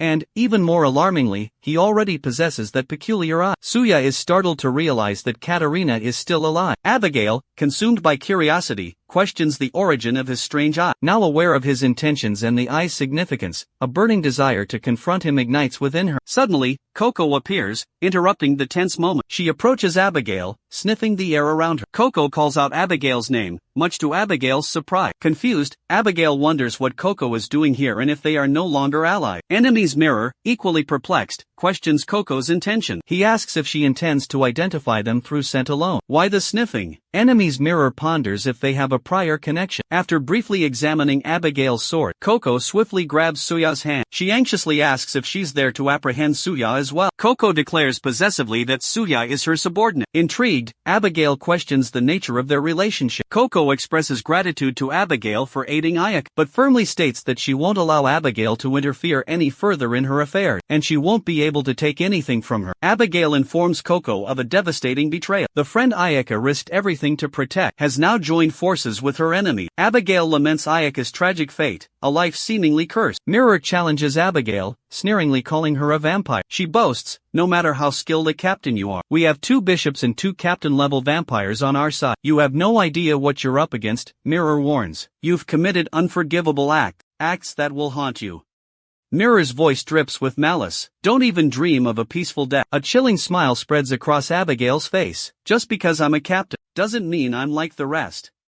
If you think this is a joke, then prepare yourself. on a blood-soaked battlefield. I am invincible. With that declaration, Abigail slams her hands onto the ground. Massive, blood-red spikes erupt from the earth. Mirror and her team leap back, narrowly avoiding impalement. The grotesque thorns continue to grow, fueled by the blood already spilled on the ground. Mirror stares in shock at the gruesome display, the thorny tendrils rising with terrifying speed. A sudden realization dawns upon Lucia. Oscar's ability extends far beyond mere weapon creation. It's something more. Fall back, Lucia commands her team, urgency lacing her voice. The thorns, they're growing from the blood, she explains, pointing to the crimson pool on the ground. Find clear ground, anywhere without blood. Reaching an area untouched by bloodshed offers their only chance of immediate safety. As Lucia issues orders, a figure materializes behind her, Abigail. Dangerously close, Abigail raises her axe, poised to strike a devastating blow. With brutal efficiency, Abigail's axe connects, wounding Lucia. Mirror gasps, horror etched on her face as she witnesses her friend's injury. Your observation skills are commendable, Abigail remarks, a condescending tone in her voice. But you should have maintained a safer distance. A cruel smile plays on her lip. Now then, she taunts, her eyes scanning the remaining team members. Who's next? Rage flares within Mirror. Don't you dare touch Lucia again, she screamed. In a flash of motion, Coco leaps onto Abigail's back, restraining her in a tight hold. Coco's intervention creates the perfect opening. Suya seizes the opportunity. With a swift, precise strike of his knife, Suya incapacitates Abigail, rendering her unconscious. You bastard! Mirror cries, her voice thick with fury. Turning to Suya, she urgently warns him of the bloodborne threat. Calm yourself, Mirror, Suya commands, his tone firm yet reassuring. Panic will only lead to the same fate as Lucia. I'll buy you some time, he promises, his eyes filled with determination. Her priority was clear, Lucia needed immediate attention. Lucia lay sprawled on the floor, blood pooling around her, consciousness slipping away. Stay with me, Lucia. Mirror's voice was urgent, a desperate plea. Mirror's gaze was fixed on Lucia, the alarming amount of blood loss painting a grim picture. Her thoughts raced. This was dire. The wound was too deep, the bleeding far too severe. Mirror pressed her hand against Lucia's wound, channeling her holy power, attempting to staunch the flow of blood. I'll stop the bleeding as best I can, she muttered, focusing her energy. But my divine power can only delay the inevitable. It's buying time until reinforcements arrive. Time, that was what Suyak desperately needed. He'd hoped his attack had landed, but chilling certainty now replaced hope. Abigail hadn't awakened. Not yet. That single, terrifying manifestation, had it been a fluke? It seemed she had only awakened once, a fleeting glimpse of her true power. I longed for a worthy opponent, Abigail's voice echoed in his mind. Awakening? What exactly did she mean? Suyak grappled with the unsettling implication. A chilling smile spread across Abigail's face. Consider this your warning, she hissed. From this moment forward, every human in this hotel will die. Suyak's blood ran cold. Her words hit him like a physical blow. He understood the chilling finality in her declaration. The distinctive glint in his eye reveals that Suyak has activated his awakening ability. Abigail, sensing the shift, informs him that if he intends to stop her, he'll need to utilize that newfound power effectively. As Abigail strides confidently towards the mirror, Suyak strategizes, instructing Coco to target the sword-wielding bishop first. His thoughts are consumed by the formidable opponent before them. Abigail's incredibly tough skin makes her a daunting adversary. Even silver knives prove useless, and his own blade cracked upon impact. Resigned to the inevitable, Suyak realizes, as expected, that he has no choice but to unleash his awakening ability. However, the risk is immense. Any miscalculation could severely injure Lucia. Until reinforcements arrive, their only option is to buy precious time. With a sense of urgency, he commands Coco to attack. Together, he and Coco charge towards Abigail, a whirlwind of motion. Abigail, unimpressed, warns Coco that if she isn't prepared to fight seriously, she should step aside and avoid a pointless confrontation. Coco, unwavering in her resolve, leaps towards Abigail with fierce determination. After landing a swift strike, she gracefully jumps back. Both Abigail and Suyak are momentarily stunned by Coco's incredible speed. Suyak wonders if her enhanced agility is a result of absorbing blood. Compared to their first encounter,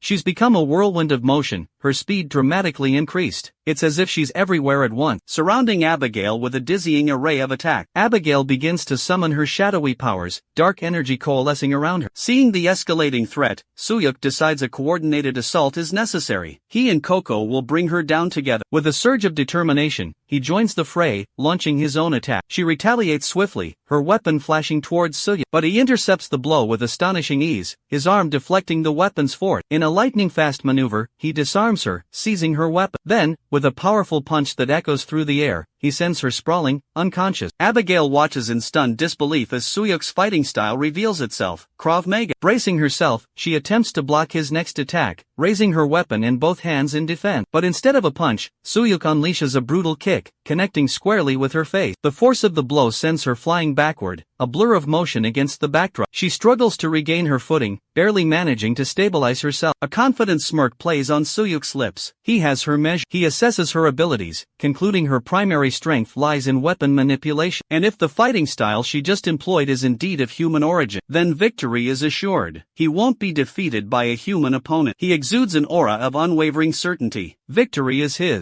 In a flash, Abigail launches a swift attack, her magical weapon whirling as Suyuk narrowly dodges. Suya observes a distinct shift in Abigail's movements, a newfound fluidity and precision. With blinding speed, Abigail's weapon carves a circle around her, a whirlwind of motion and deadly intent. Suyuk realizes he needs to create some distance, to break free from her relentless assault. But before he can react, a sharp pain erupts in his head. Abigail's spear has found its mark. Blood trickles from Suyuk's eye as he crumples to the ground, stunned. A chilling realization washes over him. Abigail hadn't been fighting seriously until now. She'd been toying with him. Standing over him, Abigail delivers a cold reminder. This was his choice. The battlefield belongs to the strong, she declared, and she has no interest in those who cannot control their own power. Suddenly, Coco bursts onto the scene, launching a desperate attack on Abigail. But this time, the outcome is shockingly different. With effortless ease, Abigail stops Coco's attack with a single hand, then throws her aside like a ragdoll. Coco, fueled by rage, screams that she won't forgive Abigail for hurting Suya. Undeterred, Coco attacks again, striking from behind. Abigail acknowledges Coco's increased speed, a hint of amusement in her voice. But she adds, with a condescending smirk, that Coco's patterns are entirely predictable. And to prove her point, Abigail halts Coco's charge, her spear held mere inches from Coco's face.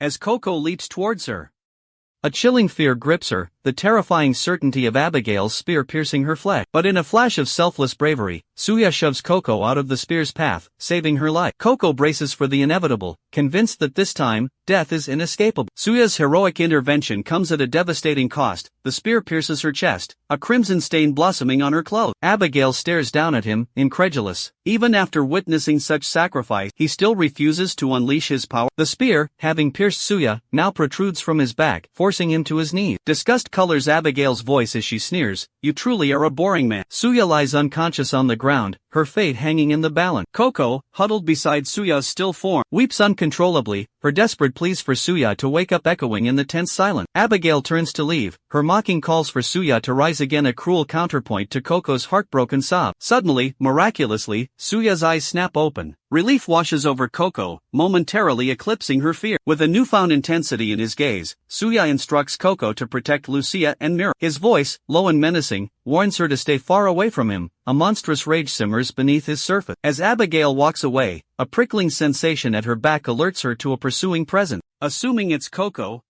she spins around, her voice dripping with disdain. "Don't be foolish, girl. I have no interest in you." A flicker of something akin to pity crosses her features. "Consider this a parting gift, for old time's sake." Dismissing her with a curt command to leave. But a lingering presence behind her causes her to pause. A wave of self-deprecating humor washing over her as she thinks herself foolish for such paranoia. Turning back, however, she's met with an unexpected sight, Suya, radiating an aura of immense strength, rising from the ground. Abigail marvels at the sheer power emanating from it, palpably stronger than anything she's witnessed before. A question forms in her mind: what could possibly have brought about this transformation? A surge of joy fills Abigail as she realizes Suya has finally unlocked his dormant, awakened ability. A warm smile graces her lips as she gazes at Suya, his eyes now blazing with a crimson intensity.